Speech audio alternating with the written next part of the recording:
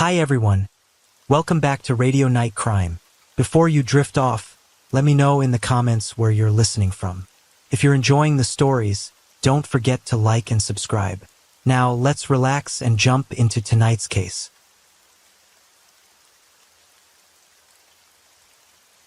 Story 1. I'm tired. I don't understand how long this can go on and what am I waiting for. I really loved him. I loved him with all my heart. Yes, I was too young a girl then, when we got married, when we stood in front of the altar and his parents be damned. When I swore before God that I would love him forever and only heaven would part us. Why can't I take it back? Do I have to torture myself day in and day out just because I made those promises? I haven't loved him for a long time, just like he doesn't love me. He only loves himself, his parents, and our children. But who will love me? In these moments of despondency, I feel that even God has turned his back on me.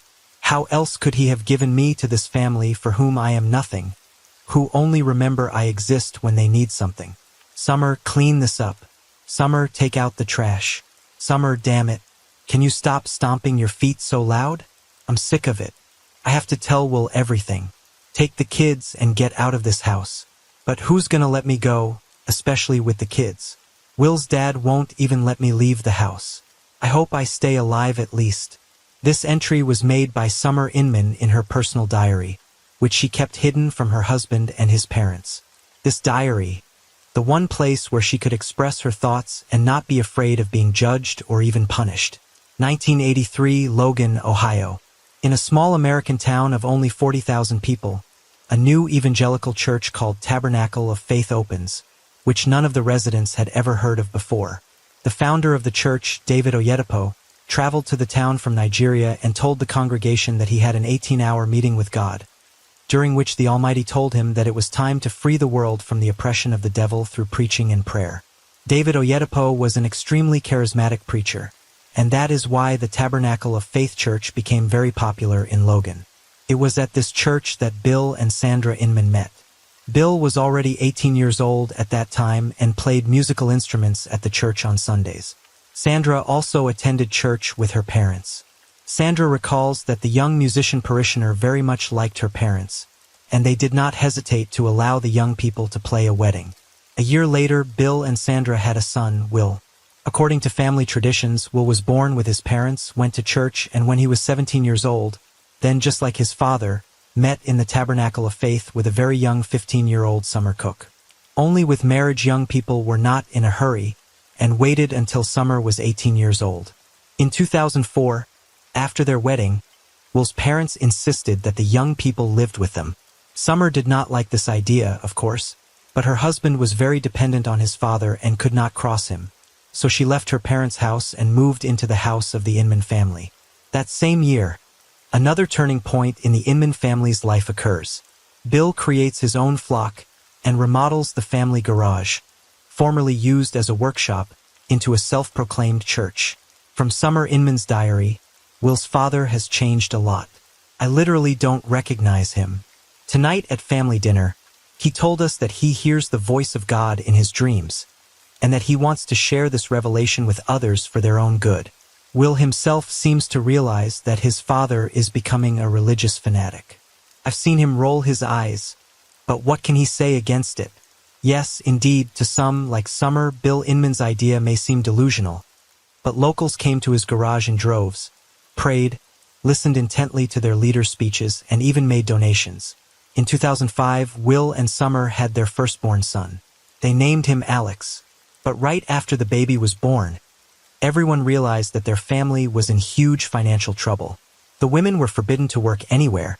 They were obliged to do only household chores, and 4 adults and 1 infant cannot live only on donations from parishioners and on Will's rare part-time jobs. At a family council, Bill said they were moving to Florida.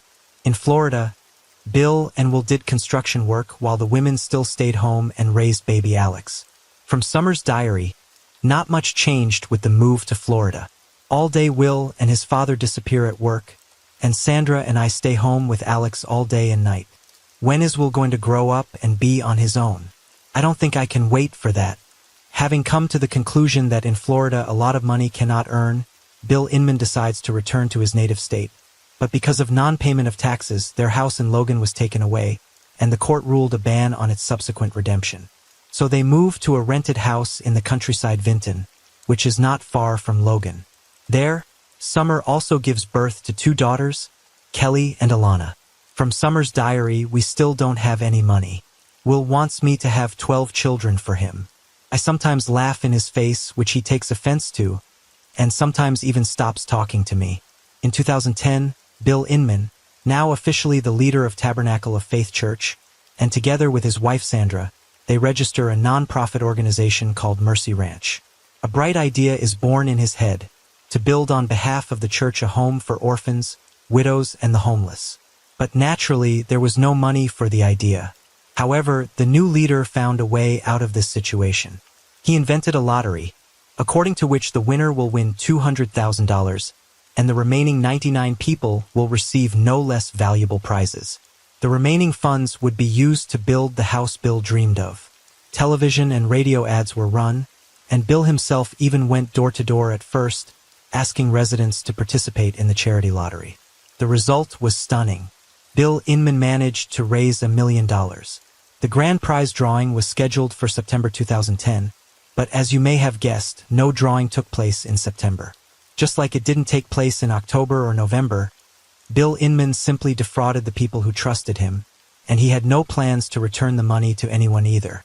It is during this period that Will's father hires Adam Peters to take care of the landscaping on their property, as well as other household chores. Adam sees Summer all the time and begins to feel sympathy for her. What he doesn't realize is that Summer and Will are having a crisis in their relationship. Nevertheless, he does not give up and gives the young woman signs of attention. After a while, Summer filed for divorce. She took the children and went to her parents. There she got a job for the first time in her life, a cleaner at the bank. Unfortunately, because of her early marriage and constant confinement in the Inman home, she had no education and no work experience other than raising children, so Summer didn't expect to get a better paying job, but deep down she was glad even that, because for the first time in many years she felt independent and for the first time nobody told her anything. Despite her resentment toward Will, she didn't mind her father seeing the children as much as he saw fit. The children, in her opinion, needed their father as much as they needed their grandparents. Indeed, Bill Inman, despite his tyrannical character, treated the children very affectionately and caring. To deny this was foolish. One day in December 2010, a bailiff came to the Inman house and ordered the family to leave the house for non-payment of rent. Summer found out about it, and so she went over to the house to pick up all the things she hadn't had time to pack when she moved in with her parents.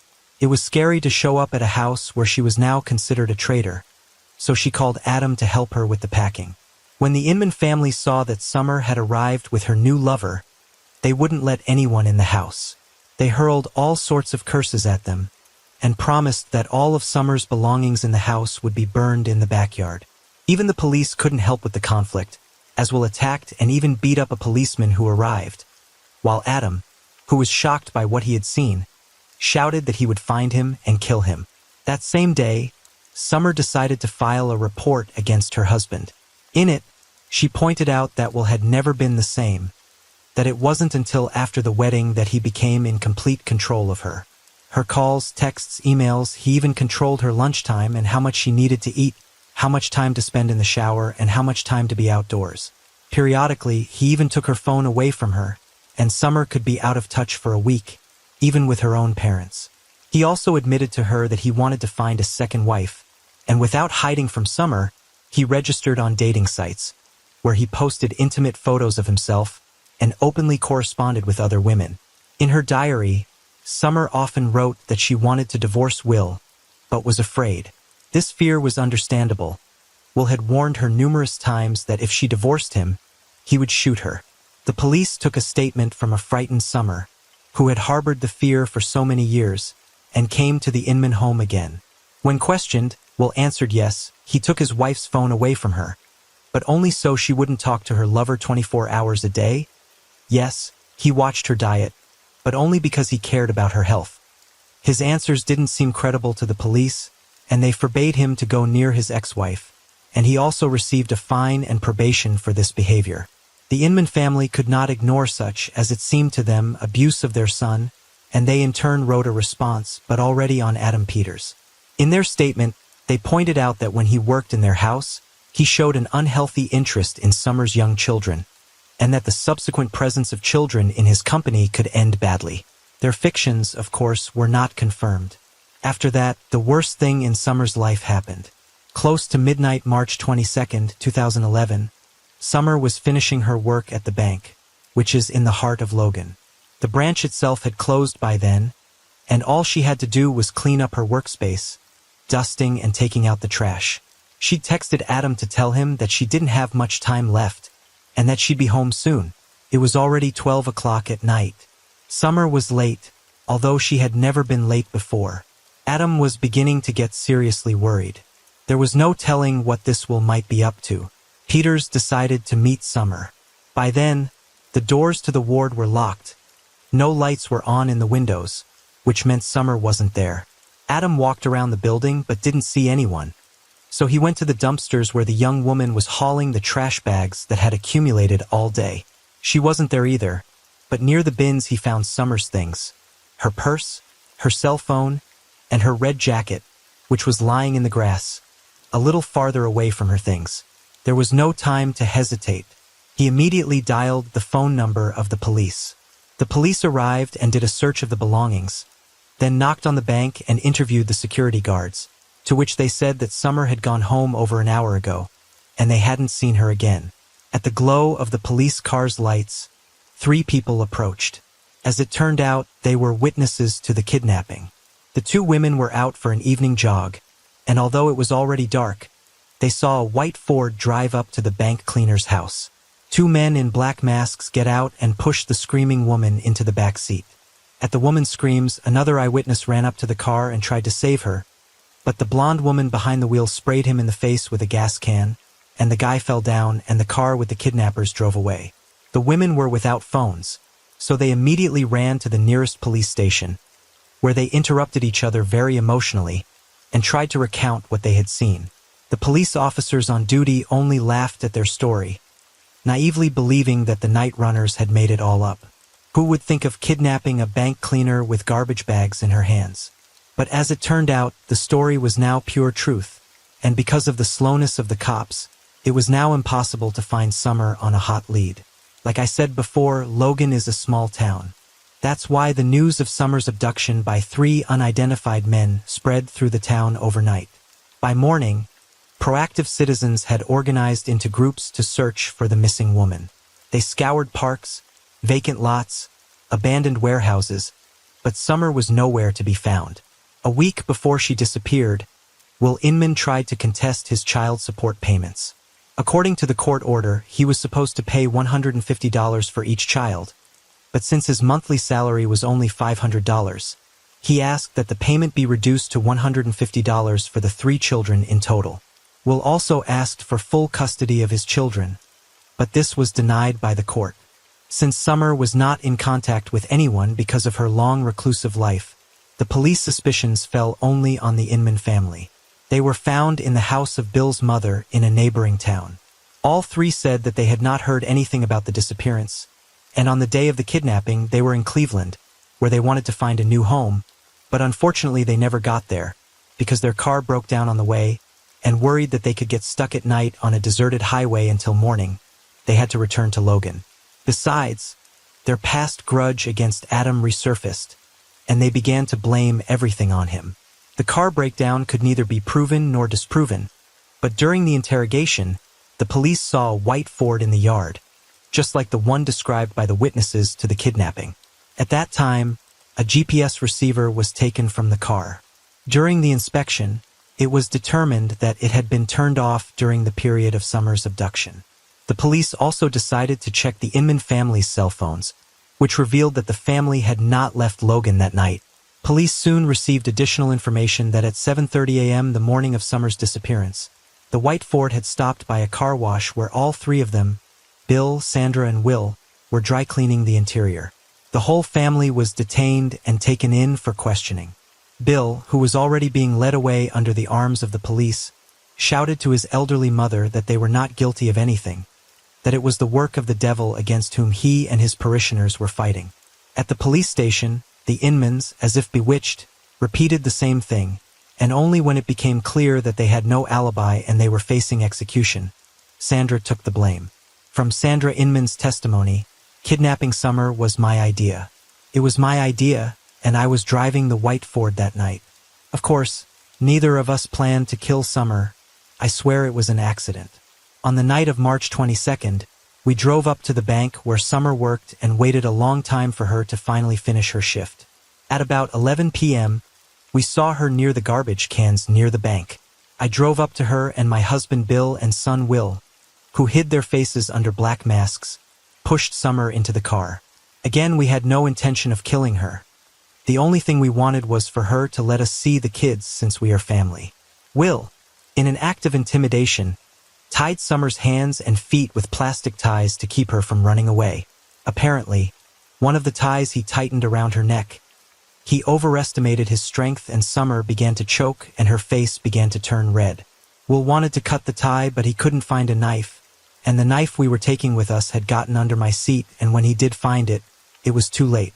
Summer was dead. Sandra Inman showed the place where they hid Summer's body. It was an old well near the Tabernacle of Faith Church. Yes, the same church where Bill and Sandra had first met, and then Will and Summer, the church where both had gotten married and where they'd gone to pray and confess for years. The autopsy confirmed Sandra's words. Summer had indeed died of asphyxiation. No other injuries were found on her body. In 2012, the court sentenced Bill Inman and Will Inman to life in prison, and Sandra Inman, despite taking all the blame, also received a life sentence, but the court allowed her to request parole after 15 years. Why is that? Apparently because, according to relatives, the women in the Inman family never decided anything. The whole family obediently obeyed only Bill, and if it was someone's cruel plan to regain custody of the children, it was his. And Sandra took the blame to save her husband and son, but she never succeeded.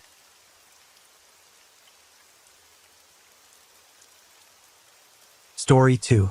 The discovery of Paige Bergfeld's car was the beginning of a mysterious story that began on the first Sunday of July 2007. On that day, a red Ford Focus that belonged to the missing Paige was discovered.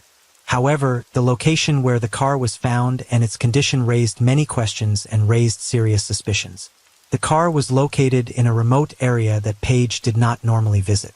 Moreover, it was completely engulfed in flames of fire, suggesting that something terrible and strange had happened.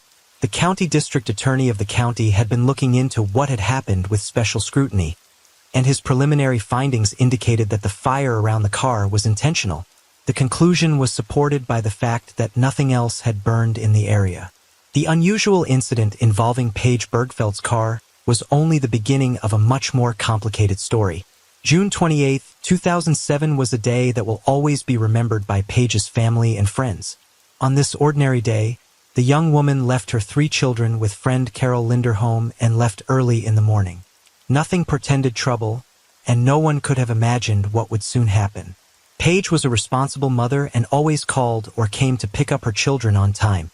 Morning came, but Paige never returned to pick up her children. Attentive friends and relatives began trying to contact her, but all to no avail. 8-year-old Jez, the eldest of her children, took the initiative in searching for the missing woman. After sending several messages to her mom's phone and getting no response, she insisted on searching. With Carol, they went to the police station, where Jez reported that her mom had not returned for her. This call to the police was a key point in the beginning of the police investigation in search for Paige Bergfeld. With each passing hour, the concern of Paige's loved ones only grew. The community was shocked by this mysterious disappearance, and many were willing to make every effort to help in the search for Paige. Thus began a massive public search operation to return this young woman to her children and loved ones. That same day, the missing woman's father, Frank Bergfeld, received a disturbing call from an official with the sheriff's department. The message was brief and shocking. His daughter had disappeared. It became clear to Frank that something serious had happened. He tried to contact Paige, but there was no response. Terrified and desperate, Frank called his oldest son, Craig, who was on the other side of the country. Craig didn't hesitate to buy a one-way ticket and arrived in town, ready to help in the search for his sister. Family and loved ones joined forces with police and volunteers to begin a massive search. People from different neighborhoods began searching for Paige, combing the surrounding area, checking every corner where they could find any trace of her whereabouts. The police began scrutinizing Paige's history with her loved ones to see if they had anything to do with her disappearance. Of course, authorities turned their attention to Paige's relationship with her first husband, Howard Bigler. The story of that relationship began during her high school years. After graduating from high school, Paige enrolled in nursing school at the University of Florida, where she met a young man named Howard Bigler. Their feelings for each other proved to be mutual, and they began dating. After successfully earning her nursing degree, Paige returned to Colorado. There, she continued to live with her family, but after some time in 1995, she and Howard Bigler got married. At first glance, the spouses seemed to be a happy couple. They had many common interests and views on life. However, there was one significant rift in their relationship that eventually led to divorce. Paige dreamed of a child and wanted a family. However, Howard did not share her desire. The issue became a cause for arguments and conversations on numerous occasions. None of the attempts to find a compromise was not successful, and in 1997, the couple decided to part ways. Nevertheless, despite the divorce, their connection was strong, and the former spouses remained friends. Paige later married Rob Dixon, but their marriage also ended in divorce. After her divorce from Rob, Paige resumed communication with Howard. The missing woman's first husband claimed that he was one of the last people to see Paige alive. On the 28th, they met up in Eagle County, Colorado. It was due to personal business. There they spent Thursday together. The former spouses then returned to their respective cities. Howard confirmed that they continued to communicate by phone after the meeting. Also, upon learning of Paige's disappearance, Howard immediately contacted emergency services. While speaking to the operator, he expressed his deep concern and belief that something terrible had happened to Paige. He noted that she would never leave her children without a good reason.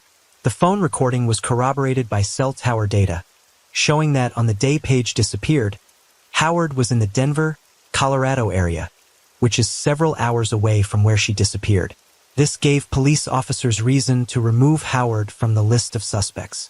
Police began to scrupulously examine Paige's relationship with her second husband Rob Dixon and quickly uncovered many events that raised questions and warranted further investigation. It turned out that during their marriage, Paige had reported Rob to the police twice for harassment. After her divorce from her first husband, Paige took a job at a strip club in Denver, where she met Rob Dixon. The man was a wealthy man who had inherited a large fortune through his family's business. Having fallen in love with each other, Paige and Rob did not hesitate and in 1998 entered into marriage. The family settled in a luxurious home in Colorado, where Paige fulfilled her dream of becoming a mother. A few years later, the couple already had 3 children, which became for the young mom the most important thing in her life. The first years of marriage seemed happy. Paige and Rob were immersed in the world of luxury, leading a well-to-do lifestyle. Suddenly, however, things began to fall apart, and the reason for this was due to the financial difficulties Rob was facing. Some of his family's businesses had serious problems, and as a result, the economic situation in the family deteriorated so much that Rob was forced to file for bankruptcy. The financial collapse led to a deep family crisis. By 2004, family tensions had reached such a point that Paige contacted emergency services twice. The first time, she reported that Rob had threatened to kill her and the children, but by the time the police arrived, she and Rob claimed to have worked through their problems on their own. A year later, there was a second incident that was quite different.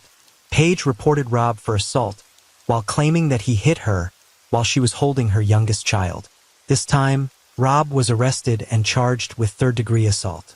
He eventually pleaded guilty to 1 count of molestation, but the trial was dismissed and Rob avoided jail time. The relationship between husband and wife was getting worse, and they decided to separate, after which Rob moved to Pennsylvania. Investigators interviewed Rob in an attempt to establish his alibi for the day Paige disappeared. Rob claimed that he was in his home and could not have harmed her. Ruling out his involvement in the disappearance, investigators could not. Rob eventually joined the search and was very active in trying to find Paige. Investigating officers spared no effort in an effort to find any clues to unravel this mysterious story and track down the missing mother. One of the first steps was a thorough examination of Paige's car. Based on the assumption that evidence could be found in the car that would help locate the woman, or at least understand what happened to her, Sergeant Weiler of the County Sheriff's Department said that arson is often used to destroy potential evidence. However, an examination of the vehicle provided experts with very valuable information. The driver's seat had been pushed back as far as it would go, indicating that the last person to drive the Ford was a tall man. Paige was short and couldn't have reached the pedals from that distance. In the trunk of the car, they found the missing woman's notebook, from which pages from June 26th through June 29th had been torn out.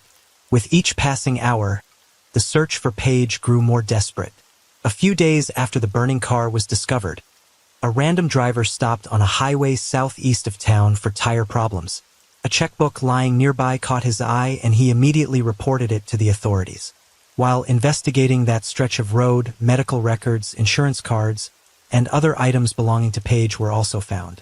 Sergeant Weiler discovered that several pages in the checkbook had been torn out and the items were scattered a considerable distance apart. Most significant, however, was a business card found on the road. It became the key to revisiting the investigation. It turned out that Paige led a secret life that her loved ones had no idea about. According to the business card, the woman was an escort under the alias Carrie. This discovery called into question all previous assumptions in the investigation of Paige Bergfeld's disappearance. From that moment on, police officers were faced with new circumstances they had not even realized. After her divorce, Paige realized that from now on, she would have to work and earn as much as she could to provide for her children and meet their needs. She took a determined approach and started her own children's clothing business. At the same time, she taught dance lessons and sold kitchen supplies at a company. Despite her busy schedule, Paige always made time for her children, attended parent-teacher association meetings, and was active in school groups. A new discovery by the police turned the previous picture upside down. It turned out that Paige led a completely secretive life. She had a separate phone at her disposal, which she used for calls related to her professional activities. This phone became the key to unraveling a mystery that was far more complicated than even Paige's close friends and family could have imagined. Investigators' questions only multiplied. Why did such a conscientious mother and successful businesswoman decide to lead a double life? What did this secret profession have to do with her disappearance? All these questions became a priority in the investigation and added a new mystery to the investigation. Using a cell phone found in Paige's car, detectives accessed a list of contacts and calls made and received in the hours before the young woman's disappearance. The last call from that phone was made on June 28th at approximately 9 p.m. As a result of analyzing this information, 7 people were identified as suspects, and one of them was Lester Ralph Jones. Lester Jones' criminal history drew particular attention from investigators. He had a history of violence against a woman and kidnapping on his record. For the latter incident, he was sentenced to 5 years in prison. However, that was not the only thing that alerted the police. His car was white in color, and from the external description was very similar to the car seen by Carol, Paige's friend. Carol shared important information with the detectives. She recounted an incident where Paige approached her car one day and saw another white car nearby that was blocking her driveway. Outraged, she got behind the wheel to turn around and drive away, but the cars collided, except that the unknown driver immediately fled the scene. With this information, investigators speculated that Lester may have been obsessed with Paige and following her. Further investigation revealed that Lester Jones attempted to make an appointment with Paige for intimate services the day before she disappeared. Lester was questioned and denied having any information about Paige's disappearance. He provided fingerprints and DNA samples. However, many suspicious items were found in Lester's home, including a disposable cell phone, men's wigs, Viagra, a sheet with the phone number of an escort service, and women's lingerie in various sizes. The disposable cell phone attracted particular attention from investigators. Analysis of call records on Paige's cell phone showed that on the day of her disappearance, someone tried to contact her several times from an unregistered number. Lester denied under questioning that he had a second cell phone. This meant he lied to the police. Using the packaging found at Lester's home, police were able to determine that the phone had nevertheless been purchased at a supermarket on North Avenue. Video footage from the store identified Lester as the purchaser. When he was shown the video footage, he refused to acknowledge that it depicted him.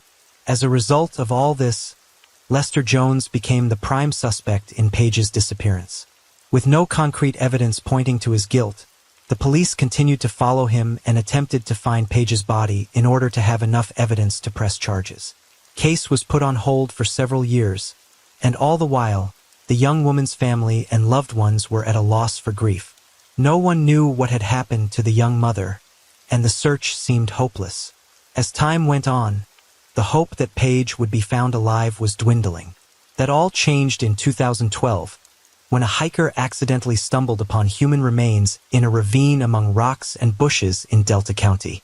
The find was discovered very close to the road, where Paige's personal belongings had been found 5 years earlier. Experts who arrived on the scene were almost certain that it was the body of a young mother. The experts ran a DNA test and the results confirmed that it was Paige. She was found, but it was a grisly end to her story. The exact cause of death could not be determined due to the condition of the body, but it was found that Paige had been struck many times as several of her bones were broken, particularly the bones in her face.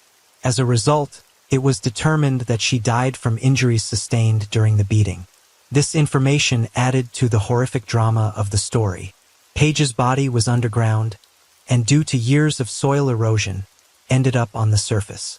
This may explain why she was not discovered earlier. Lester Ralph Jones' case came to a halt for several years after Paige's remains were discovered. In November 2014, he was charged with kidnapping, first-degree murder, and second-degree murder. However, the trial didn't begin until July 2016 and lasted 22 days. Prosecutors argued that Lester, who already had a history of violence against women, was frustrated at not being able to see Paige after trying to get an appointment with her. The main witness for the prosecution was Lester's ex-wife, Lisa. She recounted how the man kidnapped her and threatened to kill her at gunpoint in the late 1990s. According to Lisa, Lester could not reconcile with her decision to break up with him. On one occasion, he attacked the couple with a gun in his hands, and Lisa's partner was shot in the head. A month later, Lester threatened her again, telling her that she would now end up at the bottom of a lake. However, the woman managed to escape and contacted police, leading to Lester's arrest on kidnapping and assault charges. Lester's defense attorneys tried to argue that the police detained an innocent man and suggested that Paige's other potential clients may have also had a motive for the crime. However, they did not present convincing evidence linking other individuals to the murder. Lester's current spouse also appeared before the jury and argued that although he used an escort service, she did not abandon her husband because of her faith. However, she did not provide him with an alibi and identified him from a surveillance video at a supermarket where Lester was buying a disposable phone. On September 9, 2016, the jury was unable to reach a unanimous verdict, and the first trial was declared a mistrial. However, the district attorney was convinced of Lester's guilt and wasn't about to give up. Over the next few days, he worked diligently on the investigation and re-examined all the evidence. On November 21, 2016, after reviewing the evidence, the jury finally reached a verdict. Lester was found guilty of all charges in connection with Paige's death. The judge sentenced him to life in prison without parole. The defense appealed the sentence, but in June 2022, an appeals court panel upheld the sentence and affirmed Lester's guilt. Paige's final farewell was held on April 28, 2012. Her obituary dedicated beautiful words to her, describing her as a beautiful and radiant woman whose smile could be compared to the sun. Her tragic loss has left its mark on the hearts of her family and friends. Her 3 children were orphaned and had to endure the loss of their mother, who had always been their support and encouragement. Page's case attracted public attention and dragged on for many years, but still the persistence and perseverance of relatives and law enforcement finally brought justice. Lester Ralph Jones was found guilty and sentenced to life in prison without parole. Now, he will no longer be able to harm other people. Page's story serves as a reminder of the importance of endeavoring to fight for justice, even if it takes a lot of time and effort.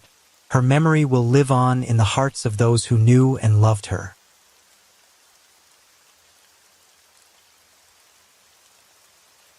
Story 3.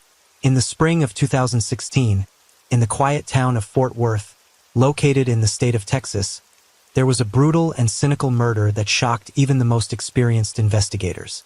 The victim of the crime was a young mother of many children named Elizabeth Paula Arellano, who worked as a paramedic, and you will be shocked to learn who was her executioner.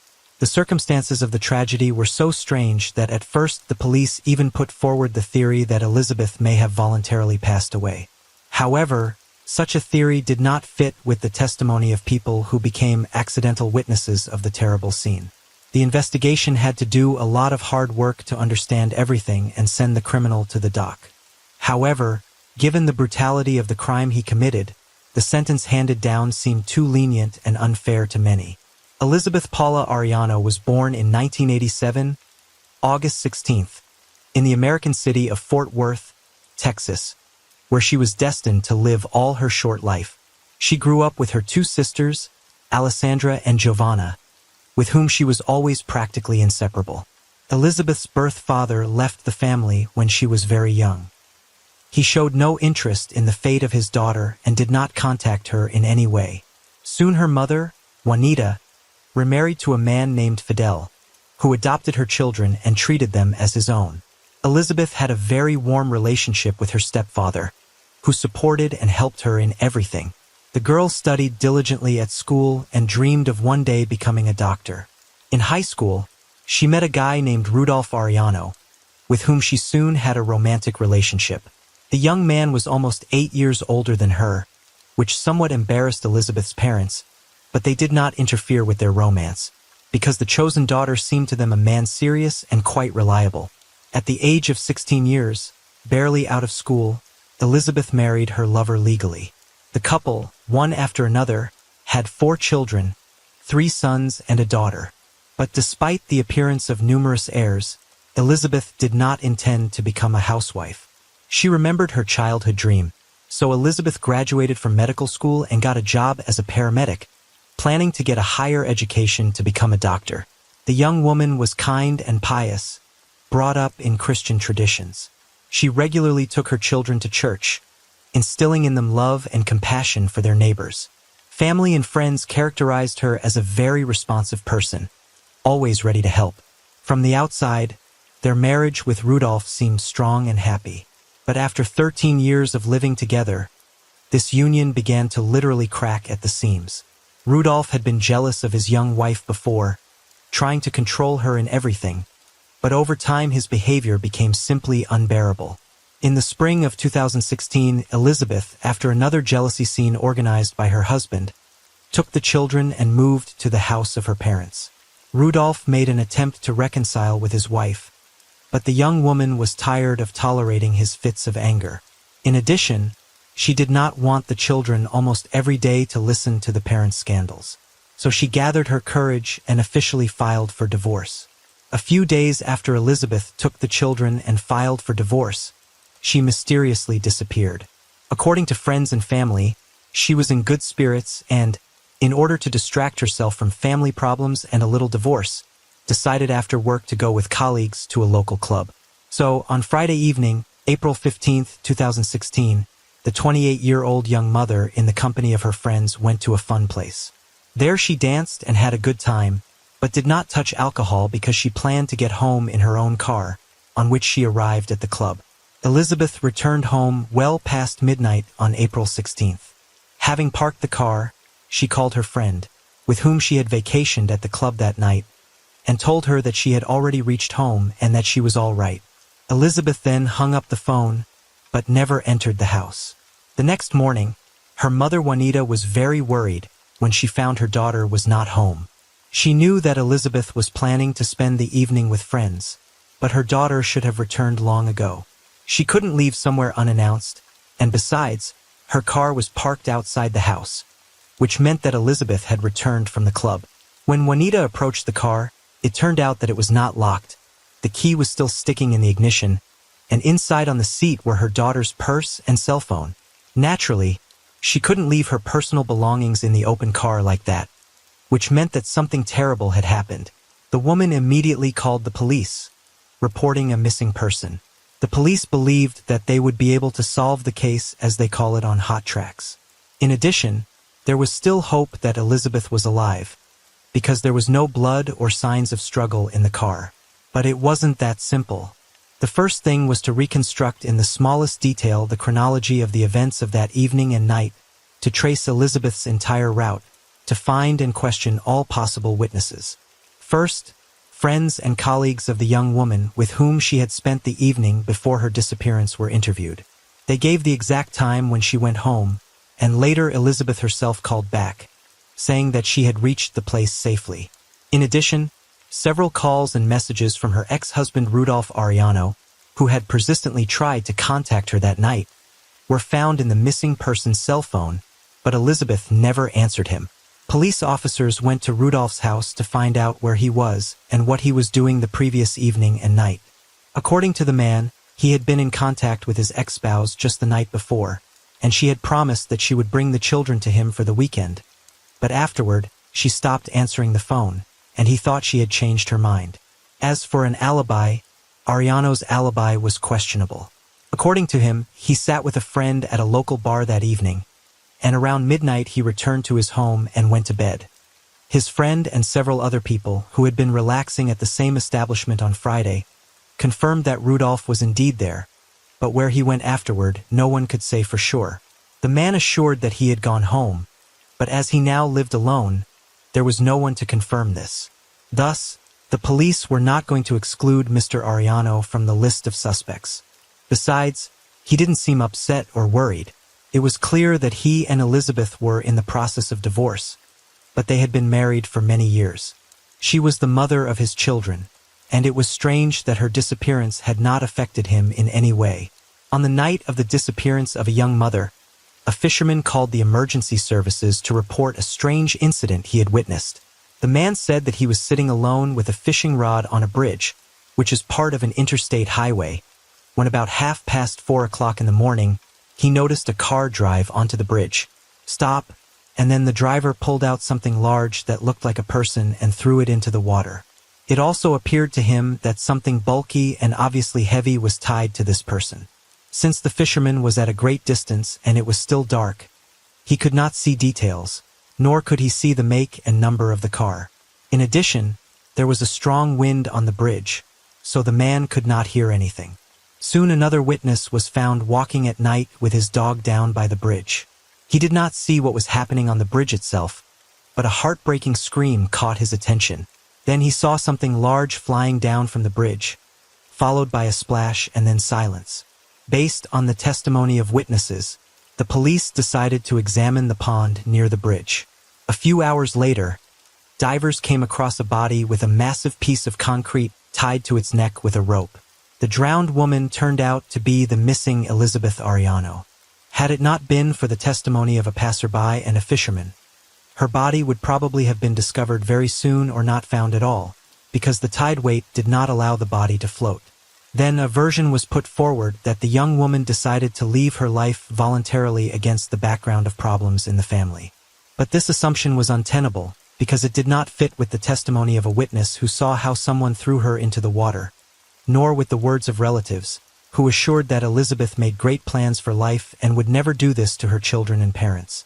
Elizabeth was still alive when a piece of concrete was tied to her neck and thrown off the bridge. This was evidenced by the forensic medical results, which showed that the young woman had suffocated, and by the testimony of a man who heard her desperate scream as she flew down the bridge. But who and for what reason could have so brutally massacred a mother of many children? Robbery was not considered because none of Elizabeth's belongings were taken. There were suggestions that the killer could have spotted Elizabeth in the club and then followed her home, or someone guarded her at home, waiting for her to return. The ex-husband of the deceased continued to insist that he was sleeping at his home on the night of the murder and had nothing to do with the crime. However, the investigators were still in no hurry to exclude Rudolph from the number of suspects because he had no alibi and his behavior raised more and more questions. At the funeral, the man put on an act. He wept at the coffin of his ex-wife, saying that he would like to be in her place or die with her. According to his sister Elizabeth, she even believed in the sincerity of his words. In addition, Rudolph actively helped in the creation of a charitable foundation to raise funds for the ceremony of farewell to his wife. But after the funeral, when the man was once again called to testify, he already looked and behaved completely different, as if nothing bad had happened in his life. After a detailed examination of all the CCTV footage from the last route Elizabeth took, it was determined that a car of the same make and color as Rudolph's had driven away from her parents' house around 3 a.m. The neighbor also recalled seeing the car parked on the road near the deceased's house. Their neighbor also recalled seeing the car parked on the road not far from the deceased's house. Moreover, it was established that the car had subsequently driven towards the very bridge from which the woman had been thrown. This circumstance raised many questions, and when the investigation requested Rudolph's cell phone data on the night of the crime, the questions became even more.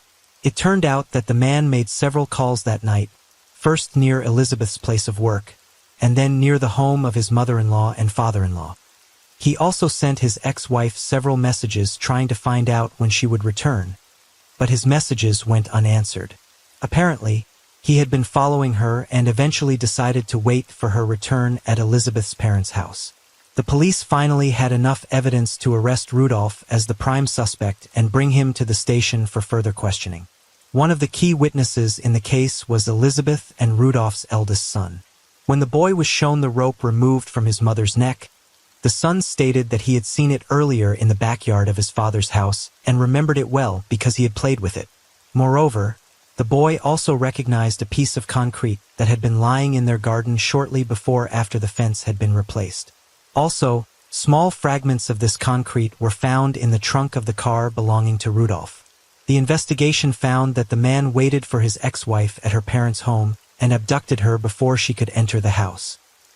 He forced her into his car, in the trunk of which he had already prepared rope and concrete. Afterward, he drove to the bridge for the massacre, expecting to go unnoticed. Rudolph Ariano was taken into custody 10 days after his ex-wife's body was recovered from the lake. Despite a large amount of evidence and witness testimony proving his guilt, Rudolph denied any involvement in the crime and continued to insist that he was at home that night. Given the brutality of his actions, Rudolph was facing the ultimate penalty of death, and then, on the advice of his lawyer, he decided to confess to everything and cooperate with the investigation to mitigate the sentence. It wasn't until January 2019 that Ariano pleaded guilty in court and detailed how he kidnapped and murdered his ex-wife and the mother of their 4 children. Juanita, who was in the courtroom listening to his story, fainted, and Alessandra and Giovanna called their sister's killer a monster. Rudolph himself, though he admitted his guilt, felt no remorse or pangs of conscience. He spoke indifferently and coldly about his murder, did not apologize, and did not explain the motive for his terrible act. The court sentenced the murderer to life in prison without parole. Elizabeth's family members, although they considered such a sentence rather mild, but noted that they forgive Rudolph because they do not want their hearts to boil with hatred. Her parents and sisters are now responsible for the upbringing of the deceased woman's children.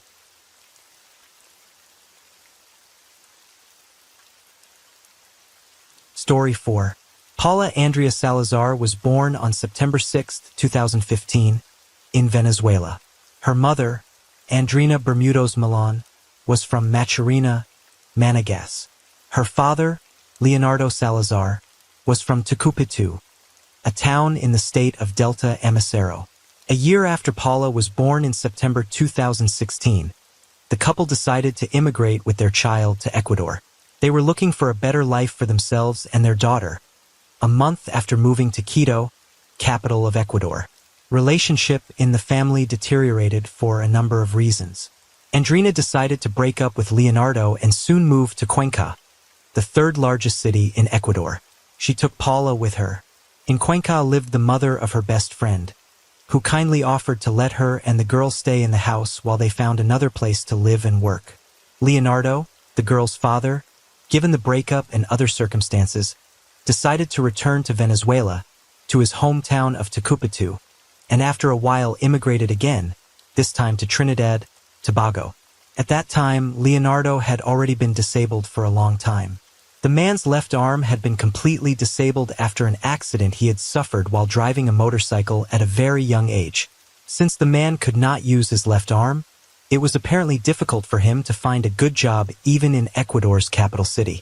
After Andrina moved to Cuenca, she almost completely stopped communicating with Leonardo, only informing him once that she has taken a job on a farm in Tapacundo. A few months after separating from Leonardo, Andrina entered into new romantic relationship with a man named Washington Andreas Imero. Andreas was a local Ecuadorian, and more importantly, he was the owner of the farm where Andrina worked. The man grew up in a wealthy family. When Paula was about a year and a half, Andrina moved to a man together with Paula. Andreas and Andrina had a child together on April 7, 2019. With a newborn baby, family became happier and more united. However, everything changed when an event happened on March 27, 2020. Completely changed the lives of everyone involved. At the time, family was living well, enjoying every day, and things were going well on the farm.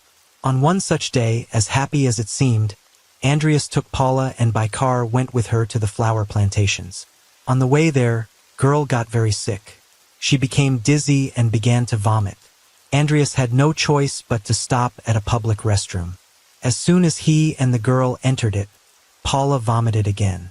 He decided to leave her alone for a few minutes and went back to the car to find a change of clothes, since the girl's clothes were all dirty. When Andreas returned, he found Paula lying with her head in the toilet bowl. The man immediately pulled the girl out, tried to give her first aid, and soon brought her to the hospital. When the 4-year-old girl was handed over to doctors, she no longer showed any signs of life. Doctors stated, Paula dead. After the doctors on duty performed an initial examination and assessed the girl's condition, they realized that the story Andreas told them was full of inconsistencies. For example, the doctors determined at the first glance that the girl had bruises on her body and face, the nature of which could not be attributed to the information her foster father told them. Medical protocol in such cases requires doctors to contact the police. Indeed, the situation itself suggested this. Shortly after the police arrived, Andreas was arrested as a suspect in Paula's murder. Although Andreas said Paula has drowned in the toilet bowl, the autopsy of the body revealed something much darker. First of all, the test showed that the girl had been dead for about 24 hours when she arrived at the hospital, which doesn't fit with the man's version of events. The girl's foster father claimed that he gave Paula first aid and cardiopulmonary resuscitation, and that it all happened just 20 minutes before he took her to the hospital. On the other hand, the autopsy found that the girl has several broken ribs, multiple microtraumas, a cracked spine, and sepsis, which caused her death. It became apparent that Paula's death was not an accident, as her small body has a significant number of both recent and old injuries. Leonardo Salazar, the girl's father, learned of Paula's death on March 30th, 3 days after the events. His mother, who was still in Venezuela, had informed him of his daughter's death by the phone. She herself, in turn, learned it from Andreina's friend. It should be mentioned that after Leonardo has left Ecuador and Andreina had started a new relationship, she stopped all communication with him. That is why for 3 days Leonardo didn't know anything about her tragedy. Until that time he could see her only through the pictures Andreina and his mutual friends had sent him. In addition, Andreina blocked Leonardo in all social media, preventing him from communicating with Paula. She also cut off communication with almost all of Leonardo's relatives. Andreina even turned almost all of their mutual friends against the girl's birth father, telling them about his lack of desire to communicate with Paula, and so Leonardo was able to learn of his daughter's death. However, Andreina's family informed him of an alternative cause of death. They told him that Paula died of complications caused by COVID. At the time, Ecuador, like the rest of the world, was under quarantine due to the pandemic. At the time, however, there were virtually no deaths from the coronavirus in the country. Leonardo was undoubtedly very suspicious that his daughter might have died from COVID, so he immediately began researching statistics on death from the virus in Ecuador. The statistics were posted on social media and news websites. Leonardo immediately noticed that there were no children among the few victims of the coronavirus in Ecuador. Leonardo's relatives helped him to investigate, and one of them soon sent him a newspaper article that mentioned the arrest of Andreas, who was suspected of killing Paula. Leonardo then began calling Andreina daily, and it wasn't until 10 days later that she decided to call him back herself. In that conversation, Andreina rather coldly informed Leonardo that Paula had died of COVID, and that she could not give him more information because her lawyers had forbidden her to do so. The next step Leonardo took was to create a Facebook page together with an acquaintance of his dedicated to Paula, as well as an Instagram profile called Justice for Paula. The published posts caused a huge backlash across social media. Their main goal was to bring those responsible for his daughter's death to justice. On the same day that Andreina called Leonardo, she arrived at the morgue to begin dealing with her daughter's funeral, even though the prosecutor, who worked on the case, asked for more time to investigate the body, but the girl's funeral took place on April 10, 2020. Andreina simply did not allow a second autopsy to be performed on the girl. Thanks to the information posted on social media, Andreina's friends, people in her circle contacted Leonardo and told him about the sad life Paula had in the years before her death. They sent Leonardo the information they had, most of which was based on isolated recordings of conversations, photos, audio recordings, and similar things. According to witnesses, ever since Paula's mother moved in with Andreas, girl had to endure abuse from her stepfather, as well as her own mother. Not only did Andrea allow her daughter to be treated this way, but she herself was directly involved in all of this. Everyone said that they only saw Paula happy and cheerful when she was playing alone. In the presence of her stepfather, the girl looked depressed, acted shy, and became suddenly very frightful. At one point, the little girl told people she knew that her mother and stepfather beat her because she misbehaved. One day, she even confessed that as punishment. Andreas pushed her and she hit her head on the wall.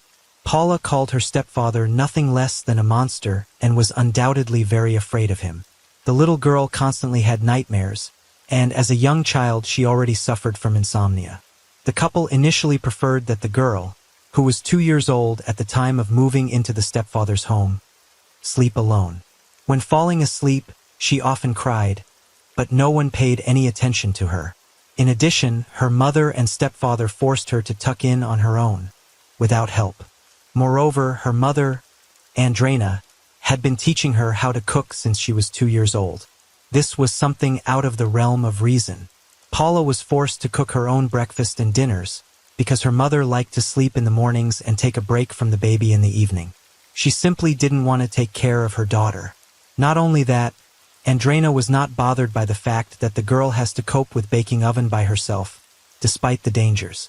At the preschool, where mother had placed Paula, girl constantly complained of pain in her legs and back and often stated that she could not walk.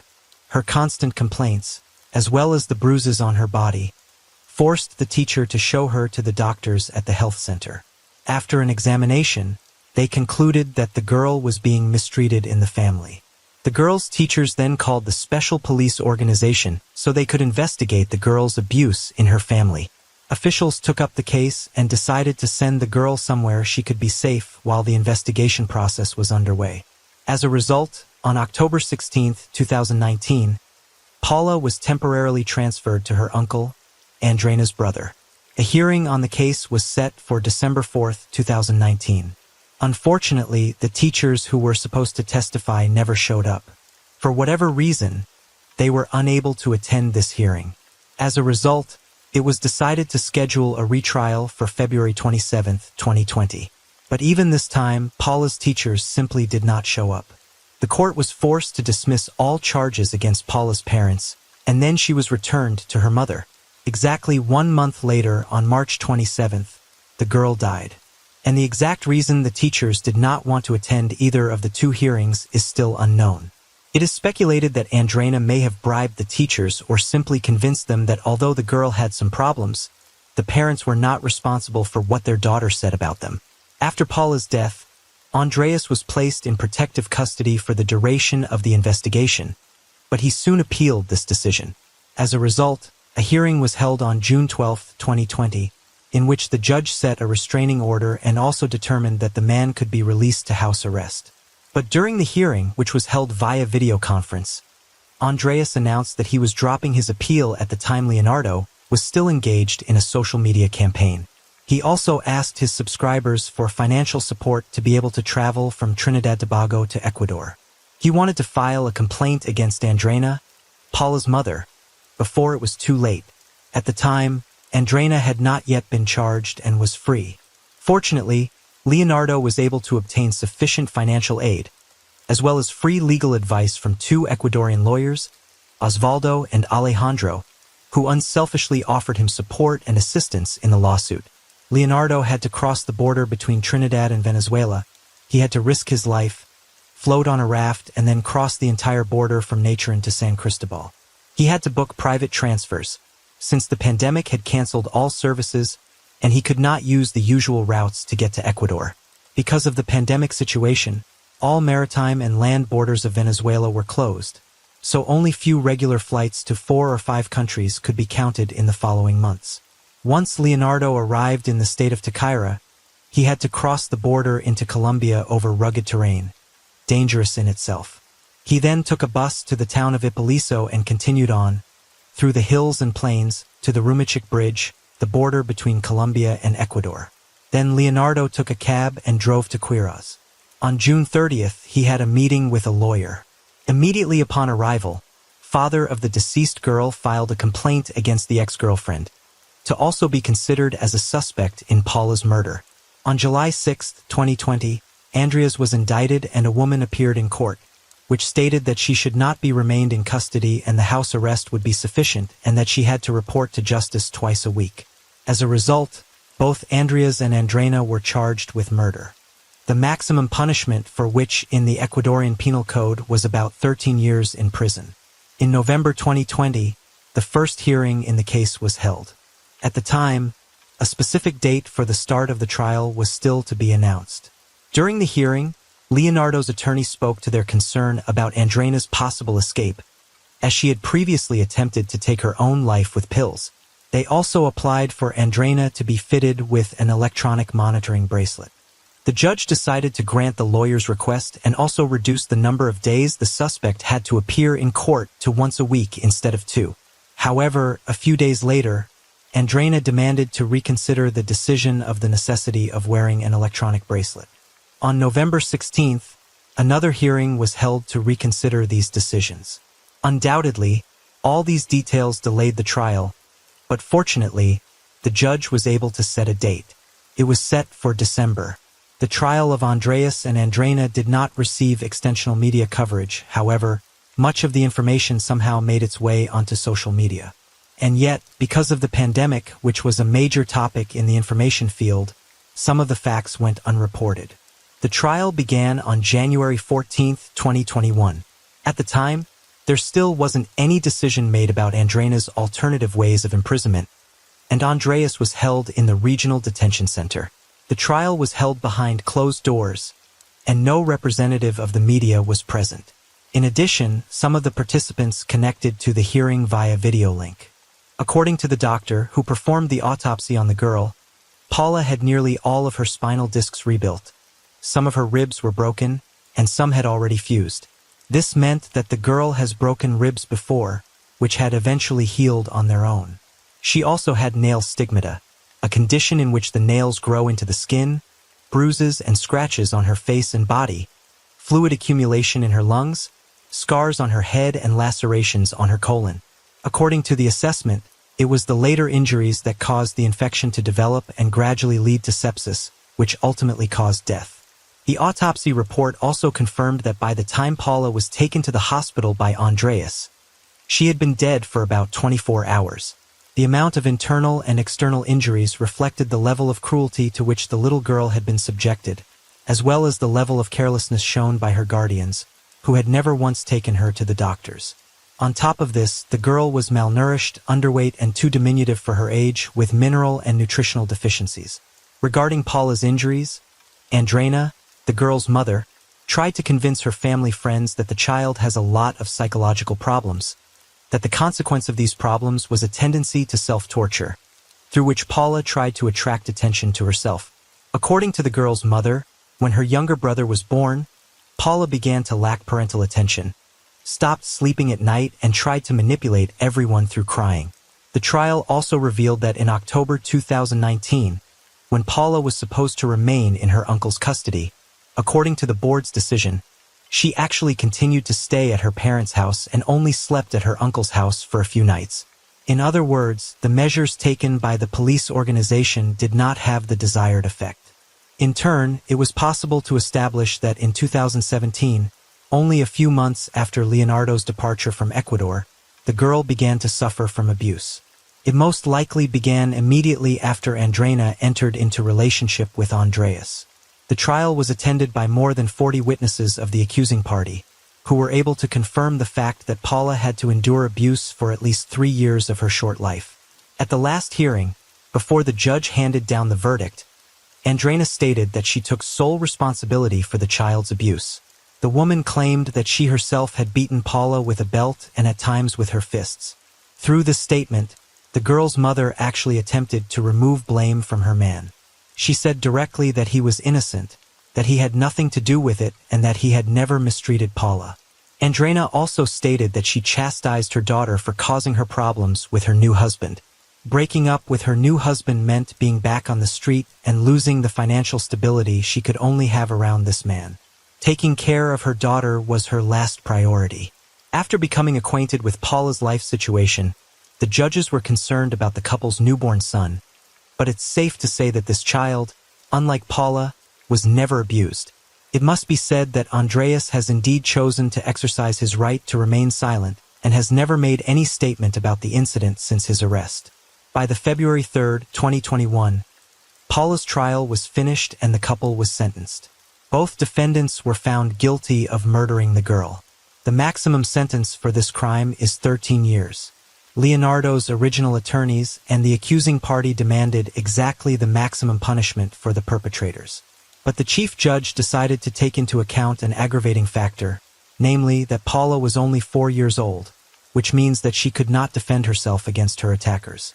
As a result, the judge sentenced Andreina and Andreas to 17 years and 4 months in prison. According to Ecuadorian law, the convicts have 3 days to appeal the verdict, so the couple was expected to appeal immediately. Even though Andreina was sentenced to 17 years and 4 months in prison, she still remained on house arrest and not went to jail. The fact is that the woman used her opportunity to appeal, so now the higher court needs to confirm her sentence for incarceration. In the meantime, the woman continues to comply with the measures that were originally taken. This is not the case with Andreas, as he was arrested at the time of his appearance at the hospital with a dead girl. Undoubtedly, the fact that Andreina is still at large is causing public indignation and anger, most importantly, the anger of Leonardo, who is worried that the woman might take advantage of the situation to escape justice.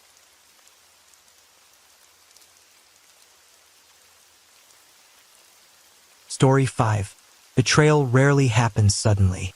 It starts with small things, hidden messages, unexpected excuses, brief meetings that go unmentioned. One person is lying, keeping secrets, enjoying the illusion of freedom. The other begins to suspect, searching for proof. And with each passing day, the need for control turns into obsession. This story is about how infidelity led to the most devastating consequences. When jealousy transforms into a desire for destruction and love turns into manipulation, predicting the outcome becomes impossible. What started as an ordinary affair ended in a way no one could have foreseen. In September 2023, a small suburban home became the scene of one of the most shocking and unpredictable events in recent history. Officers responding to the call had no idea that this case would turn out to be more than just a violent crime. It was a carefully orchestrated game where every participant was nothing more than a pawn. Nathaniel Ruiz Jr. was born around 1993 in one of Chicago's most troubled neighborhoods. His exact birth date remains unknown, emphasizing the chaos that surrounded his early life. He grew up in an environment where aggression and criminal activity were part of everyday existence. From a young age, Nathaniel displayed signs of an impulsive and uncontrollable nature. In school, he frequently got into fights, clashed with teachers, and showed little interest in academics. His first run-in with the law happened during his teenage years when he was caught participating in a robbery. However, since he was underage, he avoided any serious punishment. It didn't take long for him to realize that the criminal world offered more than just an adrenaline rush. It also brought financial rewards. As time went on, his offenses became more severe. In 2016, he was arrested for assault, and a year later, he was taken into custody again for driving under the influence. But Nathaniel's real fascination was with firearms. He collected weapons and took pride in his growing arsenal. His social media accounts were filled with photos of handguns, rifles, and ammunition. Eventually, this activity caught the attention of law enforcement, and a court ruling prohibited him from owning any firearms. However, Nathaniel had no intention of complying. Ignoring the restriction, he continued to acquire weapons through illegal means. Despite his legal troubles, he decided to start a business and launched a private security company. However, the operation was entirely illegitimate. He lacked the necessary license, and legally, he wasn't even allowed to carry a firearm. Nevertheless, he aggressively promoted his services on social media, posting photos of himself wearing body armor and carrying weapons. Linda Palomo was born on February 3, 1973. By the time she met Nathaniel, she was an independent woman, a mother of 5 and already a grandmother. Unlike Nathaniel, she grew up in a relatively stable family, but her personal life had been complicated. She married young, but the marriage didn't last. Left to raise her sons and daughters on her own, she learned to handle life struggles without relying on anyone. She worked multiple jobs to support her family and helped care for her grandchildren. Despite everything, she still longed for personal happiness. Linda was known for her strong personality. Her family respected her, though some found her overly strict. She liked to be in control, ensuring that everything happened on her terms. Betrayal was something she couldn't tolerate, and she expected unwavering loyalty from those closest to her. When Nathaniel entered her life, no one could quite understand what connected them. He was 20 years younger, had a troubled past, and a volatile temperament, yet their relationship developed quickly. Their meeting was purely coincidental. Some say they met through mutual acquaintances. At first, Linda didn't take Nathaniel seriously, but his confidence, persistence, and dangerous charisma drew her in. For Nathaniel, Linda was someone who made him feel secure. She provided him with shelter and emotional support. For Linda, it was something new, an experience she hadn't had before. She felt in control, as if she was the one shaping this younger man's path.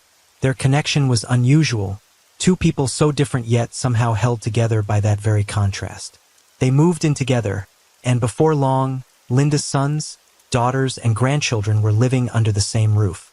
The house became crowded, but it wasn't a home filled with warmth. The tension was growing. Neighbors and acquaintances noticed that their relationship was anything but harmonious. Nathaniel had a short fuse, while Linda insisted on keeping everything under control. Their romance resembled a ticking time bomb, but no one could have predicted how far things would go.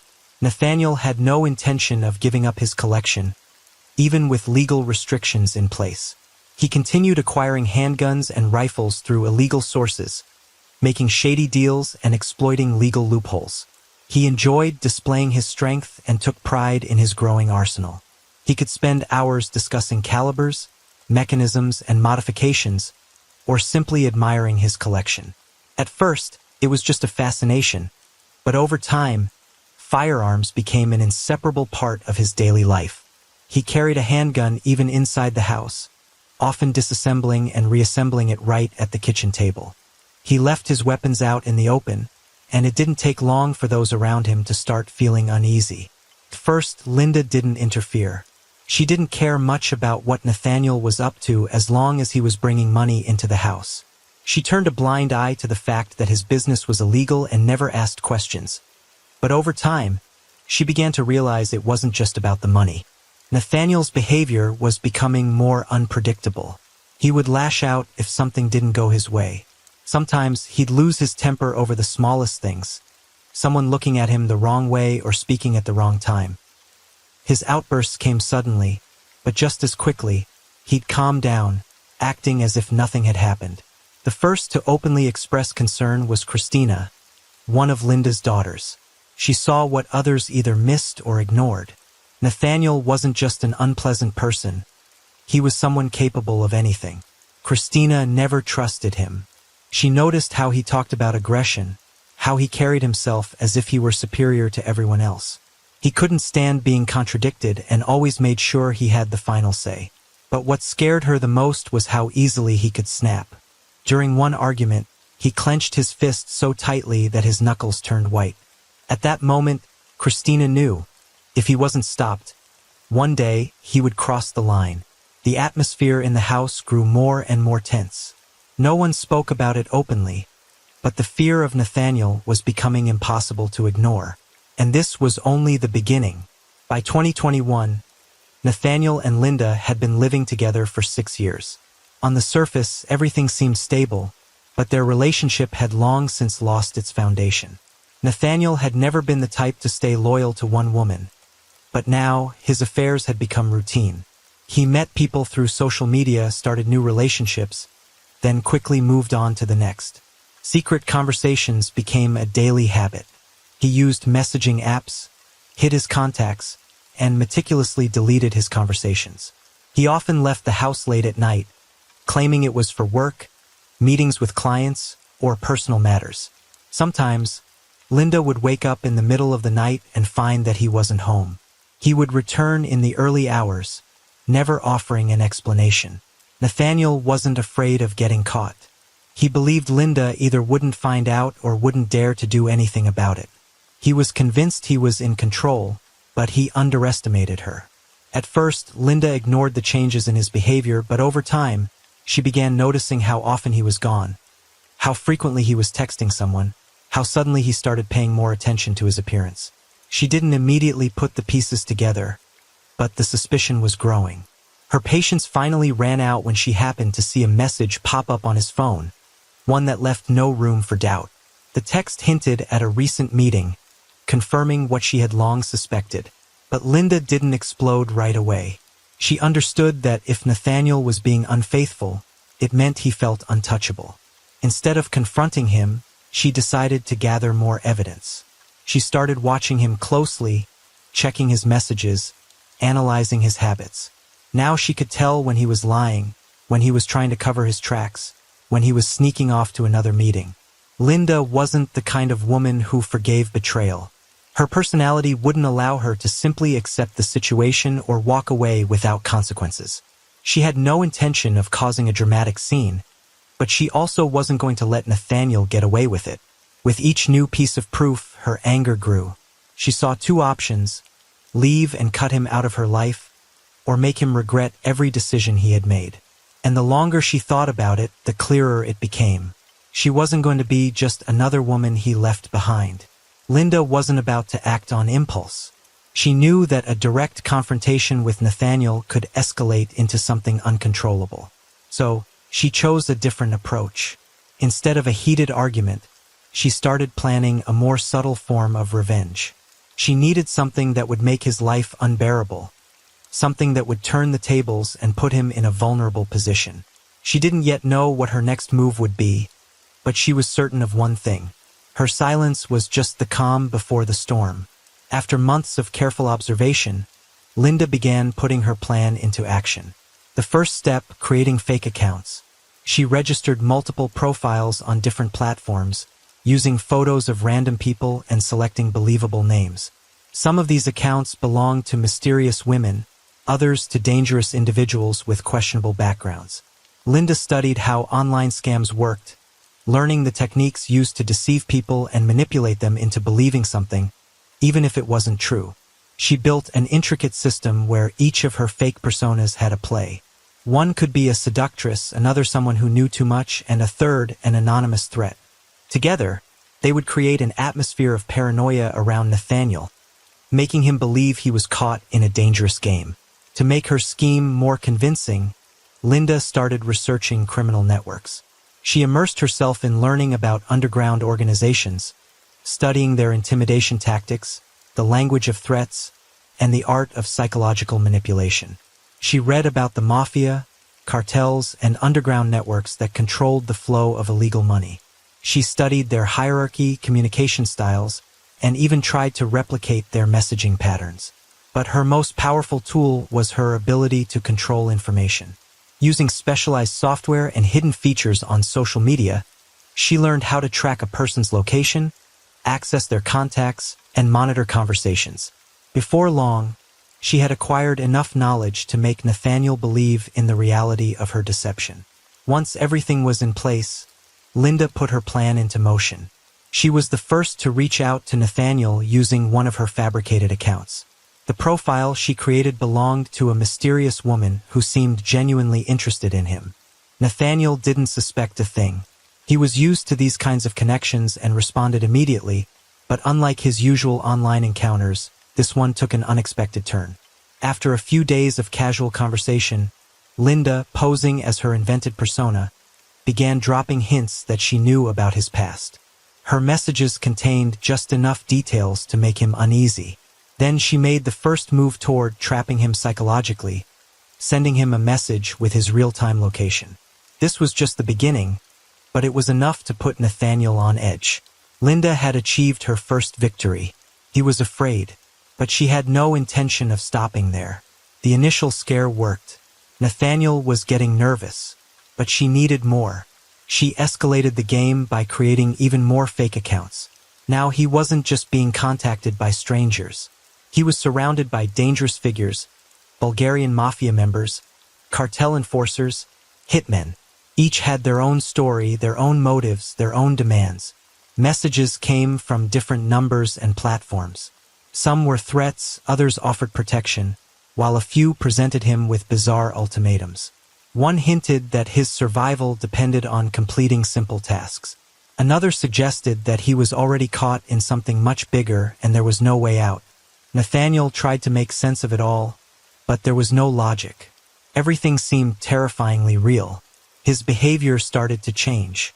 He was constantly looking over his shoulder, avoiding calls from unknown numbers, checking to see if he was being followed. Sometimes he even asked Linda to drive him to a different location, just to be sure he wasn't being tracked. He deleted messages, changed his passwords, and tried to throw off his pursuers.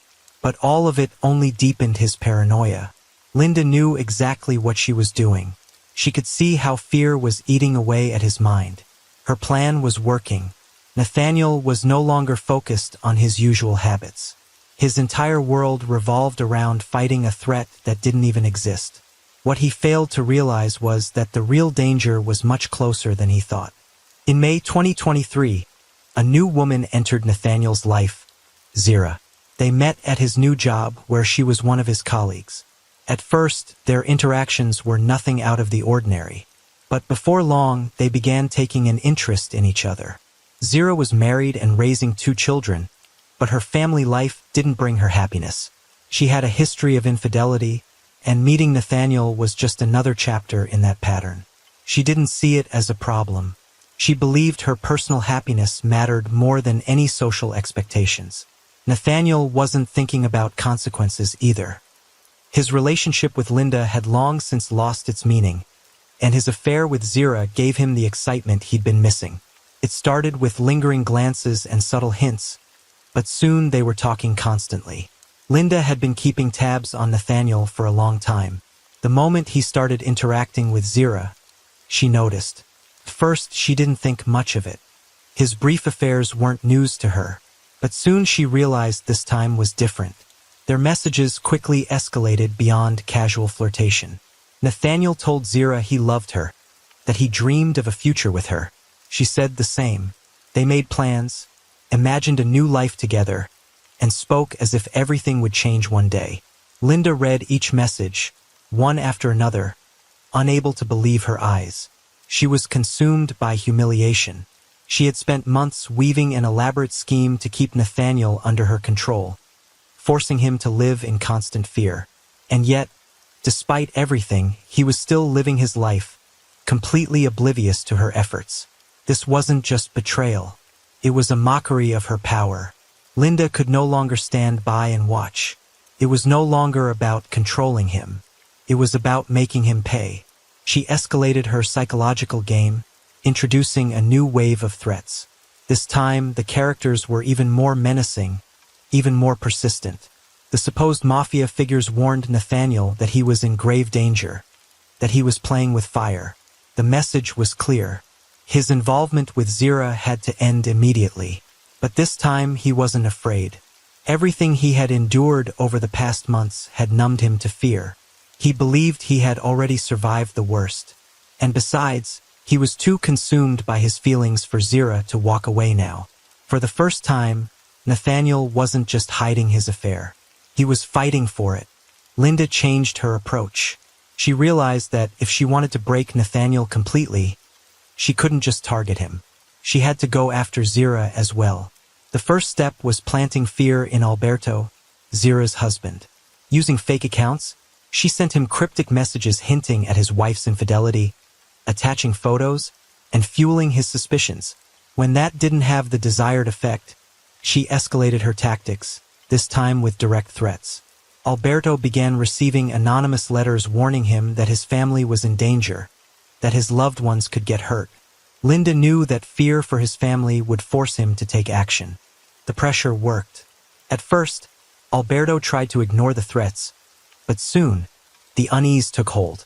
He had no idea who was behind it, but he could feel that this was more than just an issue between husband and wife. Linda had achieved exactly what she wanted. Tension was growing in Zira's home, and fear was beginning to dictate their decisions. Still, Nathaniel wasn't completely broken.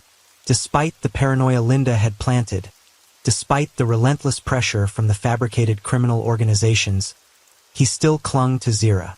Now, Linda decided to strike at his weakest point, his trust. She let him know that she was aware of Zira, and then began feeding him a new narrative, that Zira wasn't who she claimed to be. She convinced him that Zira was actually working for the mafia. Linda had gathered enough information to make this lie believable. She sent him messages from different informants, suggesting that Zira always knew more than she let on, and that her presence in his life wasn't a coincidence. She carefully crafted the illusion so that Nathaniel had no choice but to believe it. The messages hinted that his phone was being monitored, that his movements were being tracked, and that Zira was merely using him to gather information. Before long, Nathaniel started seeing the pieces fall into place. In his mind, everything finally made sense. This explained why the so-called mafia knew so much about him, why he was being followed, why Zira never seemed intimidated by the threats. But Linda didn't stop there. Now, she demanded proof of his loyalty. Nathaniel had to prove that he wouldn't betray those who had supposedly saved him from a deadly fate. Slowly, the conversations about dealing with Zira and her family became more direct. The message was clear. There was no other way out. Exhausted, overwhelmed, and completely under Linda's control, Nathaniel finally gave in. He no longer questioned what was real. Linda had won. He was ready to do whatever it took. Nathaniel no longer questioned what had to be done. In his mind, there was no fear, no regret, only the firm belief that he was carrying out an unavoidable task. He began planning the crime with the same focus and precision he had once used to build his illicit business. The first step was surveillance. He studied Zira's schedule, noting when she was home and who was with her. He paid special attention to moments when her husband and family might be vulnerable.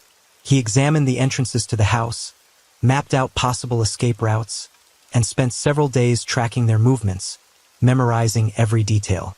At the same time, he gathered supplies. He already had an arsenal, but he needed additional tools. New clothes, gloves, bags, tape, a flashlight. He and Linda went shopping together, careful not to draw attention. Linda remained in the background, making sure it never seemed like she was involved. They discussed every step as if preparing for a high-stakes operation. Linda played the role of an advisor, nudging Nathaniel in the right direction, reinforcing the idea that he had to do this correctly. She kept him convinced that this was the only way out.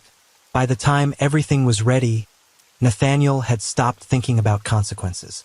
He believed he was simply doing what needed to be done. The decision had been made. Now all that was left was to act. The night arrived.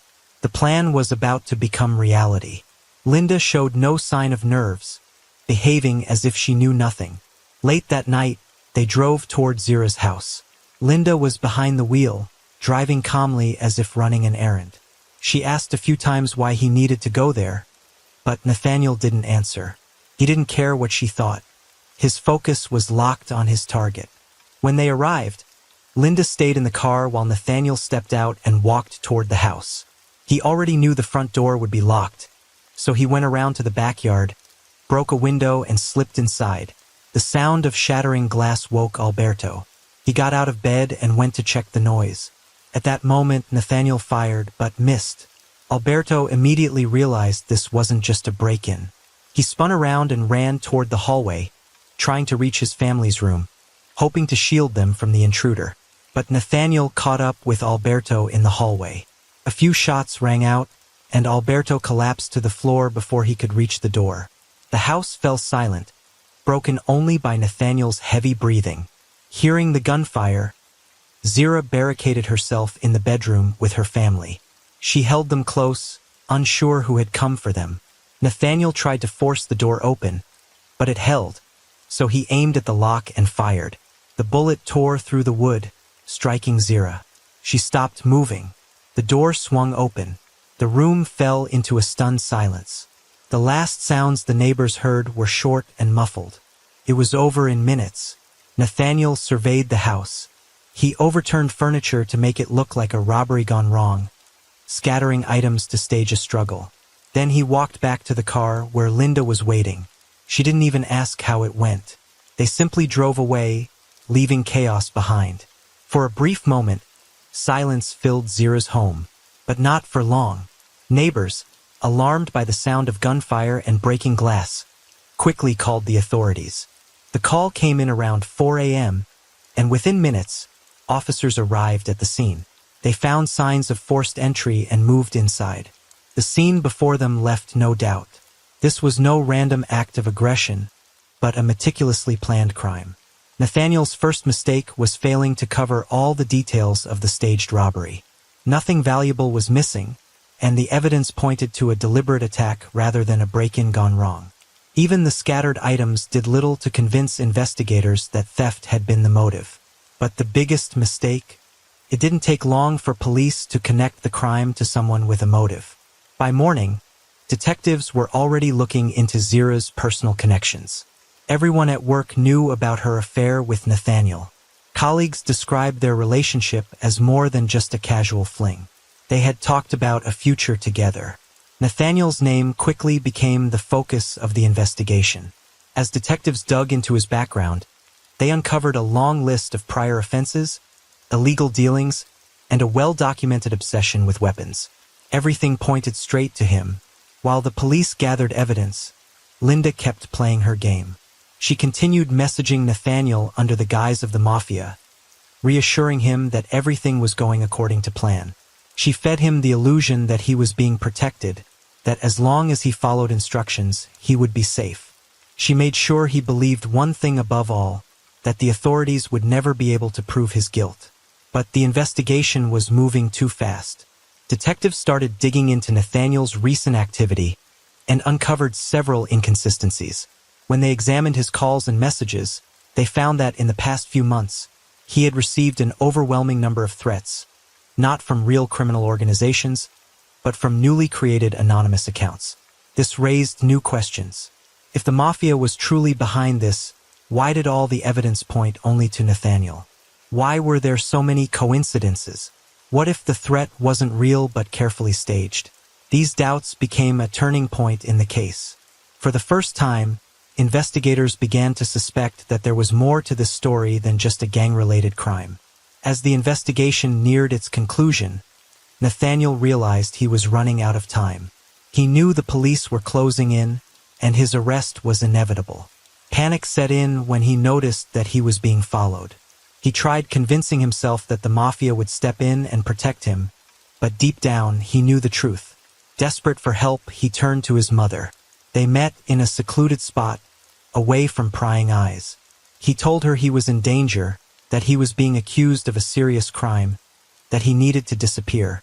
But instead of support, he saw fear and hesitation. She didn't want to be involved. She understood that helping him meant becoming part of the crime. For a few days, Nathaniel attempted to stay hidden, but surveillance cameras caught him at a grocery store.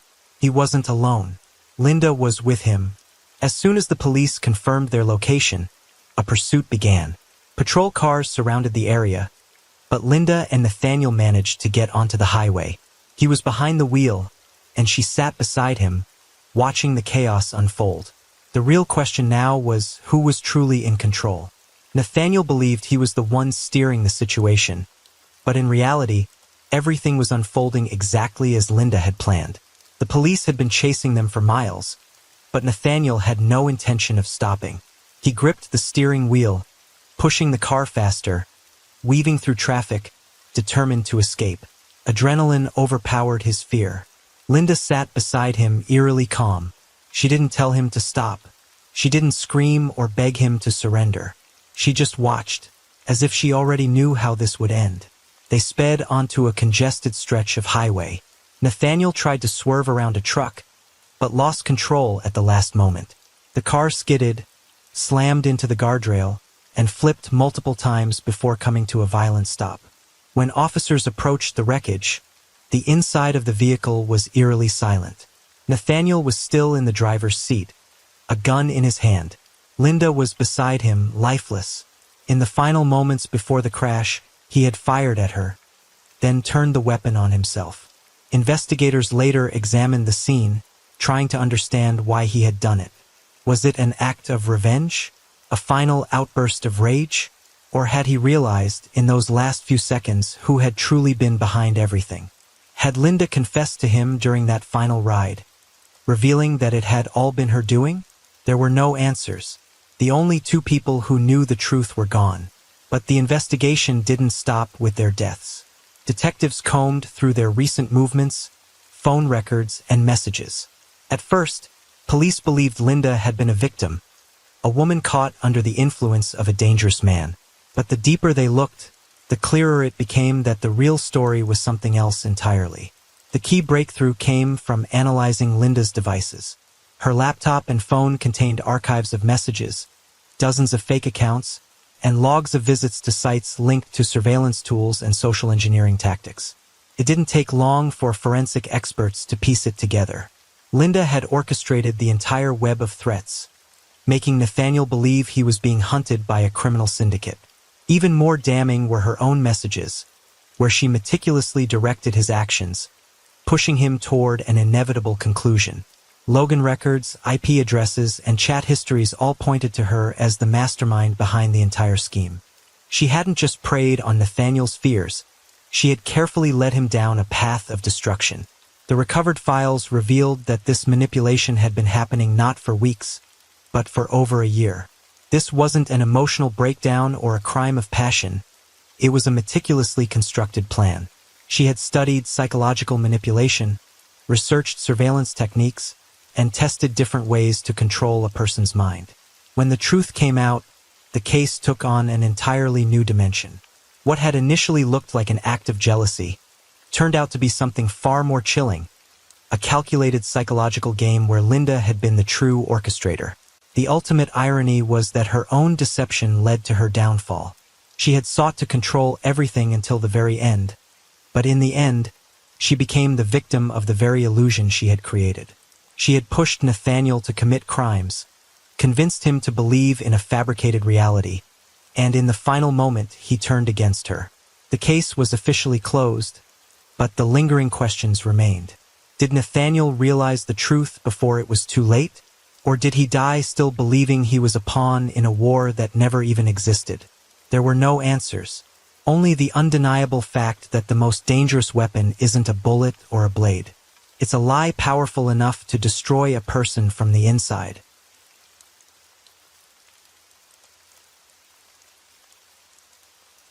Story 6. I'd be super grateful for that.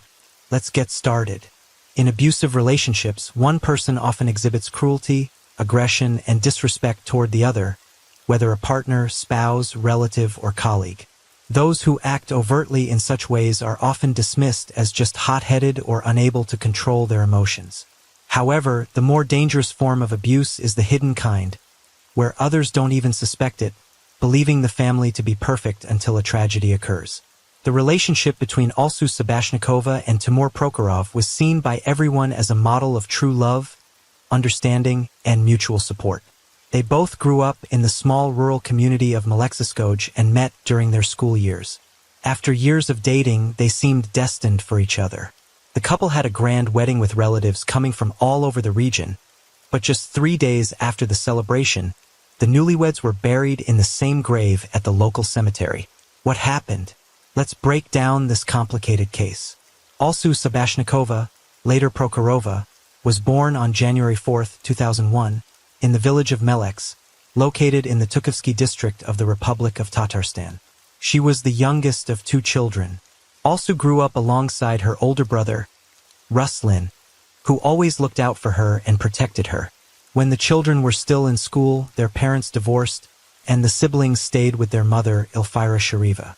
Soon after, their mother remarried, and the family moved to the home of her new husband in the village of Malekskoj, about 12 miles from the larger city of Neborazny Chelny. Alsu and Ruslin were accepting of their mother's choice and quickly formed a bond with their stepfather, who treated them as his own children. In turn, they also began calling him Dad. The village was small, quiet, and peaceful, with a population of just over 2,000 people. Most residents knew one another well. Alsu and Ruslin adapted quickly, enrolled in the local school, and made many new friends. Life here was calm, without the hustle and bustle found in larger cities. The community was mostly made up of Russians, Tatars, and Uzbeks. Once a week, the local community center held dances, and there were also classes for the performing arts, dance, and choral singing. On holidays, concerts showcasing local talent were common. Alsu excelled in school and was a straight-A student. Teachers described her as very smart, responsible, serious, and goal-orientated, a girl you could always rely on. She had a calm and balanced nature, was a born diplomat, and could peacefully resolve any conflict. On top of that, Alsu was incredibly beautiful, attracting people with her kindness, and everyone wanted to be her friend. Alsu's closest friend, from childhood until her tragic end, was her paternal cousin, Sabrina Sobashnikova. Sabrina was 3 years younger than Alsu, but the girls never seemed to notice the age gap. They kept in touch constantly, shared their most intimate secrets, and looked so much alike that they could have been sisters. Unfortunately, they would both share a tragic fate in the end. From a young age, Alsu experienced serious health challenges. She contracted a severe viral infection that led to complications with her kidneys. As a result, she suffered from chronic kidney failure, a condition that only worsened over time. Alsu was forced to regularly travel to a specialized clinic in Neborazny Chelny for treatment and supportive care. She also underwent multiple blood cleansing procedures known as hemodialysis, as her kidneys were no longer able to perform their primary functions. The Sobashnikova family was not wealthy, and the ongoing medical treatments, medications, and procedures required significant financial resources. During flare-ups of her condition, Alsu had to switch to homeschooling, sometimes missing several months of school. As a result, she wasn't able to fully prepare for her graduation exams or entrance exams for higher education. Despite these challenges, Alsu dreamed of furthering her education and hoped to attend the prestigious Neborazny Chelny branch of the Kazan Innovative University. She aimed to pursue a degree in economics, but she knew that her health would make it difficult to keep up with the demands of university life. Moreover, the majority of the family's budget went toward her treatments and medications, making it impossible for her to afford tuition. Her mother reassured her, suggesting that she could initially attend a vocational college and acquire a skill that would provide stable income, postponing higher education for later. Alsu tried to stay positive, determined to find a career she enjoyed and to become independent, not wanting to be a burden on her family. She remained optimistic about the future and continued to search for her path. She completed courses in eyelash extension and nail care and began taking clients at home, which was an ideal arrangement for her given her health situation. While still in school, also met Timur Prokhorov, an older high school student who was 4 years her senior. The two quickly developed a close bond, which later blossomed into a romantic relationship. This relationship eventually led to their marriage. What do we know about Timur Prokhorov? Timur was born in 1997 in Naborozni Chelny, the younger of two sons in a relatively well-off family. His parents ran a small but stable business that provided them with a comfortable income, allowing them to give their children the best, particularly in terms of education. Timur's older brother Artur, who was very close to him, earned a law degree and now works with the Ministry of Internal Affairs. In the late 2000s, the Prokhorov family purchased land in the village of Maleksko and began building their home. Several years later, they moved to the area with their children and settled in. The boys helped their parents with the construction and finishing work on the house, as well as managing the household. Timur, according to friends, teachers, and locals, was always a kind and level-headed guy. He avoided conflicts and even more so, fights. He preferred to negotiate and resolve things peacefully. He was the kind of person who could admit when he was wrong and would apologize if felt he had done something wrong. In school, he was a good student, though not an outstanding one. He was involved in local arts, danced in a group, performed at the community center, and continued to perform even as an adult. When Timur's older brother was in university, he got married and moved back to Naborozni Chelny. Shortly after, the couple had 2 children, and they would often visit their relatives in Maleksko. The nephews and loved their uncle dearly and cherished their time with him. Timur was equally fond of them, often spoiling them and happily spending time with them. After finishing school, Timur enlisted in the military and served in the Navy. By this time, he and Alsu had already been dating, and she was eagerly awaiting his return. Not long after, Timur's mother was diagnosed with an aggressive form of cancer. She quickly deteriorated and passed away within a few months, despite all efforts to treat her.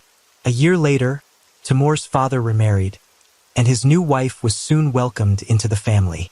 His adult children quickly bonded with her and embraced her as part of their family. About 6 months later, the couple moved back to Naborozni Chelny to focus on business, and the nearly finished house in the village was passed on to their younger son, who continued to work on it himself. As mentioned earlier, Alsu and Timur met in high school, and their mutual affection developed quickly. Alsu was upfront with him about her serious health issues, but this didn't scare him away. Instead, he reassured her that they would face it together, enduring the hardships and challenges that came their way.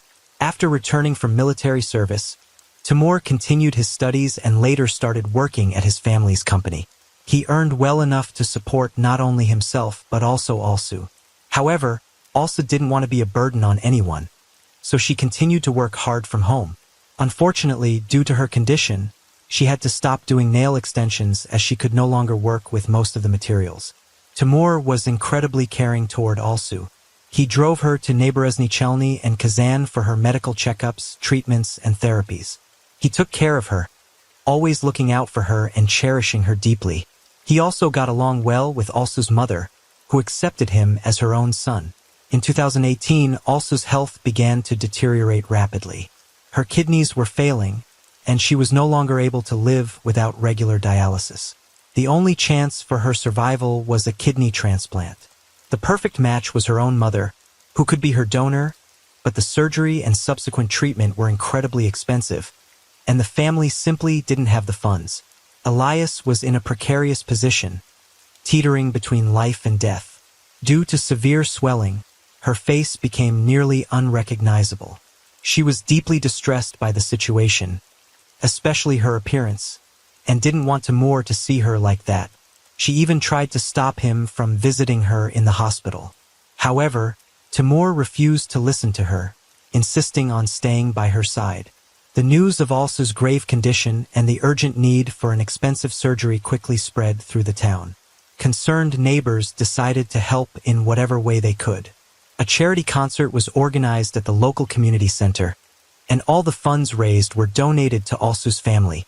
Interestingly, Timur also performed that night as part of a dance group. The necessary amount was raised in a short time, and the life-saving surgery was paid for. Alsu and her mother traveled to a well-known clinic in Moscow, where a renowned surgeon had agreed to take on this difficult case. The surgery itself was a success, and both women managed to endure it well. However, Alsu faced a long recovery ahead. She had to take constant medication, stick to a strict diet, and undergo regular checkups to ensure that the transplanted kidney was functioning properly. Alsu spent nearly 6 months in the hospital, and after that, she stayed home for another year to avoid any risk of infection. Even a common cold could have been fatal to her in that fragile state. She followed all the doctor's instructions, even though it was incredibly hard for her both physically and mentally. Her mother, stepfather, and brother supported her through every step, encouraging her to stay positive and believe everything would be okay. They were also deeply concerned about her relationship with Timur. Not every young man could accept and cope with his partner's health struggles. If Timur had decided to leave at any point, no one would have blamed him, but he was resolute in his decision to stay with Alsu. During Alsu's illness, Timur practically lived at the hospital, staying by her bedside, and then at her parents' house. He was always ready to help, whether it was taking her to medical appointments or even traveling to another city in search of the necessary medication. Shortly after Alsu was discharged from the clinic, Timur officially proposed to her, and she happily accepted. In August 2021, Alsu and Timur went through the nikah ceremony, an important religious act in Islam that marks the union of a couple, similar to a Christian wedding. Afterward, they moved into the groom's house, which was still being completed. Alsu continued to work from home, while Timur commuted daily to his job in Naborozni Chelny. They were saving up for a lavish wedding, which they planned to hold in January. On January 4, 2022, Alsu turned 21, and on January 20th, the couple held their wedding at her parents' house. Family and friends from all over the Republic gathered to celebrate. Everyone wished the newlyweds a long and happy life together, and the celebration stretched on for 3 days. Guests described the couple as glowing with joy and happiness. Timur had expressed his desire to call Alsu's mother, Ilfira Shirieva, Mom, and Ilfira, moved to tears, thanked God and fate for bringing such a wonderful husband to her daughter and a son-in-law to her. Alsu's bridesmaid was 18-year-old Sabrina, who had come from another city for the wedding and was scheduled to return on January 23rd for school on the 24th. She stayed at the newlyweds' home, where she had a separate room. Other guests were accommodated in Alsu's parents' house and nearby relatives' homes, as there were no hotels in the village or surrounding areas. On the night of January 23rd, Ilfira had a terrible dream where she couldn't find her daughter and saw her son-in-law silently tossing small coins into her hands. She woke up around 5 a.m., feeling deeply anxious and could not fall back asleep. She wanted to call Alsu, but it was too early, so she decided to wait a little longer. By 7 a.m., Ilfira couldn't wait any longer and called her daughter. There was no answer. Neither Sabrina nor Timur answered their phones either. Ilfira and her husband decided to the newlyweds' house. When they arrived around 7:30 a.m., they noticed Timur's car wasn't in the yard. At first, this didn't seem too alarming, but when Ilfira tried the door and realized it was unlocked, panic set in. There was no way her daughter, son-in-law, and sister could have left the house without locking it. Ilfira entered the house and began calling for her daughter and son-in-law, but there was no response. When she entered the living room, she nearly collapsed at the sight before her. On the floor, in pools of blood, lay the lifeless bodies of Alsu and Sabrina. The women had been stabbed multiple times with something sharp. It was clear that they had died several hours earlier as their bodies were cold and stiff. The woman screamed and ran out into the street, telling her husband everything, and he immediately called the police and emergency services. Authorities arrived at the scene at 7:50 a.m. Ilfira began experiencing heart problems and required medical attention herself. She was unable to answer questions clearly, crying and screaming, unable to believe that her daughter was no longer alive. By that time, relatives of the young couple had arrived at the house and neighbors began gathering at the sound of the commotion. Forensic experts found over a dozen stab wounds on the bodies of Alsu and Sabrina, inflicted by a knife and scissors. However, the murder weapons were not found in the house. The main suspect immediately became Timur, as he was nowhere to be found, and his phone was unreachable. However, his relatives quickly defended him, insisting that he couldn't have committed such a crime. All witnesses, including family and locals, unanimously stated that Timur was a loving and devoted husband who practically carried his wife on his hands. According to loved ones, the couple never even argued, and if they did have disagreements, Timur would never have raised his hand against someone he cherished more than anything. Yet soon, a few neighbors came forward, claiming that Timur was actually a hidden abuser. They said that he was extremely jealous of his beautiful wife, often having private arguments, and that their fights were sometimes even heard by others. Also had felt guilty because of her illness, and Timur allegedly told her that no one else would care for her but him. The evening before the tragedy, Timur and his friends stayed up late at their house. It was a Saturday, and they had been drinking with no particular rush to leave. When Timur went to see off the guests, it was already past midnight, and he disappeared for almost an hour and a half. During that time, Alsu texted her friend Anna, saying she was very worried about her husband and couldn't reach him, as he had left his phone behind. At 2 a.m., Alsu sent her friend a final message, saying that Timur had returned, everything was fine, and they were going to bed. She thanked Anna for her concern and sent a smiley. There was nothing in those messages that seemed alarming. On the contrary, everything appeared to be perfectly fine.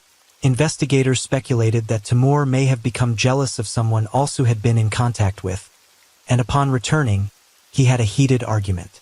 Since he had been drinking that evening, it was possible that he lost control of his emotions and grabbed a knife. Realizing what he had done, he likely fled the scene in his car, and now the authorities had to track him down to determine all the circumstances surrounding the incident. On January 23rd, it was reported that along the road towards Elabuga, in the parking lot of a small roadside cafe, a Lada Priora vehicle was found. Inside, the body of a young man was discovered. He had died from a gunshot wound to the chin. The weapon, a rifle, was found in his hands, and it seemed clear that he had taken his own life. The identity of the deceased was quickly confirmed. He was 25-year-old Timur Prokhorov, who had been wanted for questioning in connection with a double homicide. It was later revealed that the rifle belonged to Timur's father and had been kept in a secure safe in the home where Timur lived with his wife. It appeared that Timur had taken the weapon with him when he left that night, likely already knowing that he intended to end his life. Authorities seized footage from a security camera located on a building across from the Prokhorov residence. The video showed Timur leaving the house with friends. About an hour and a half later, he returned alone. However, he did not appear in the camera's view after that. It is important to note that the camera was focused on the street, so it was possible that Timur left and drove in the opposite direction, out of sight of the lens. One of the witnesses recalled that on the night of January 23rd, a local club was hosting a dance event. The club was located near the Prokhorov house, but the newlyweds did not attend, as they had guests over. At one point, an unfamiliar car drove up to their house, but soon left. The following morning, after news of the tragedy spread, 2 young men came looking for Timur. Upon learning of what had happened, they quickly left. No one was able to describe them afterward. As the investigation continued, a 47-year-old massage therapist from Neighborezny Chelny surfaced in the case. It was later revealed that she also provided intimate services at her home. Her name was kept out of the media, but it was alleged that Timur had visited her on several occasions. On the night of the tragedy, he texted her, asking if she could come over for a session. The woman was not surprised by the late-hour message and responded that she would be waiting for him. According to some reports, Timur visited the massage therapist after he had already committed the crime against his wife and her friend. They had an intimate encounter, but when the woman asked him to pay for the service, Timur refused. She threatened to report the incident, but instead of backing down, he became angry, insulted her, and hit her several times before leaving. The woman later went to the police, filing a report about the physical assault and claiming that Timur had also sexually assaulted her. However, for reasons that remain unclear, she later withdrew her statement. There were rumors that Prokhorov's relatives, who were well connected, including within law enforcement, had managed to settle the matter. They allegedly ensured that the massage therapist's identity remained a secret, and she never spoke again about her connection to Timur, nor about the abuse she had suffered at his hands. There were speculations that Timur had visited the massage therapist before the incident. This could potentially explain his long absence that night. After returning home, an argument about jealousy might have ensued between him and his wife. Sabrina, most likely siding with a relative, may have escalated the situation, causing the enraged man to grab a knife and commit the crime against both women. It is worth noting that at 7:03 a.m. on January 23rd, the young man logged into his social media account for the last time. After that, he stopped responding to calls and messages. This time was later considered the approximate time of his death. The theories involving infidelity, jealousy, and sudden rage seemed out of character for Timur, based on how those around him described him. Even Alsa's relatives refused to believe in any of these theories, instead asserting that the crime was committed by an outsider. Those who knew Timur described him as kind, calm, thoughtful, and balanced. His brutal actions did not fit this image. Timur might have occasionally had a drink on his days off or during holidays, but no one ever saw him intoxicated. However, during a search of the house, a significant quantity of prescription painkillers previously prescribed to Timur's cancer-stricken mother was found. After her death, many strong medications were still left in the house, which, it appeared, someone continued to take periodically. They had not been disposed of and were carefully stored in a separate drawer. This new information gave rise to another theory. Timur may have been using these medications in secret. On that fateful night, he might have taken a large dose, mixing it with strong alcohol, potentially leading to hallucinations or a sudden outburst of anger. If this were the case, the crimes might have been committed while he was in an altered state of mind. Once he came to his senses and realized what he had done, he may have seen no other option but to end his own life as well. No criminal case was filed due to the death of the individual believed to have committed the crime, but the relatives of the deceased couple could not accept that Timur was the one responsible for such a brutal act. On the insistence of Alsa's mother, the young couple was buried in the same grave at the local cemetery. The mother claimed that her son-in-law would never have harmed her daughter because he loved her deeply and that they should not be separated even in death. News of the double tragedy spread quickly throughout the quiet village, sending shockwaves across the entire Republic of Tatarstan. Journalists from all over the region flocked to the town, eager to cover the sensational story. However, the Prokhorov and Sabashnikov families avoided speaking to the press. On the other hand, villagers, many of whom didn't even know the deceased, were eager to give interviews, often recounting bizarre rumors and gossip. As a result, the case became clouded with fabricated details, many of which were far from the truth. On January 26th, Timur's father gave an interview where he revealed that the autopsy had found signs of physical abuse on his son's body, and that there was very little blood in the car, suggesting that Timur may have been beaten and shot elsewhere before his body was placed in the car. However, the following day, investigators officially refuted the elder Prokhorov's statements, confirming that there were no injuries to his son's body except for the gunshot wound. The bullet was shot under the chin at a specific angle, which pointed to the likelihood that Timur had taken his own life.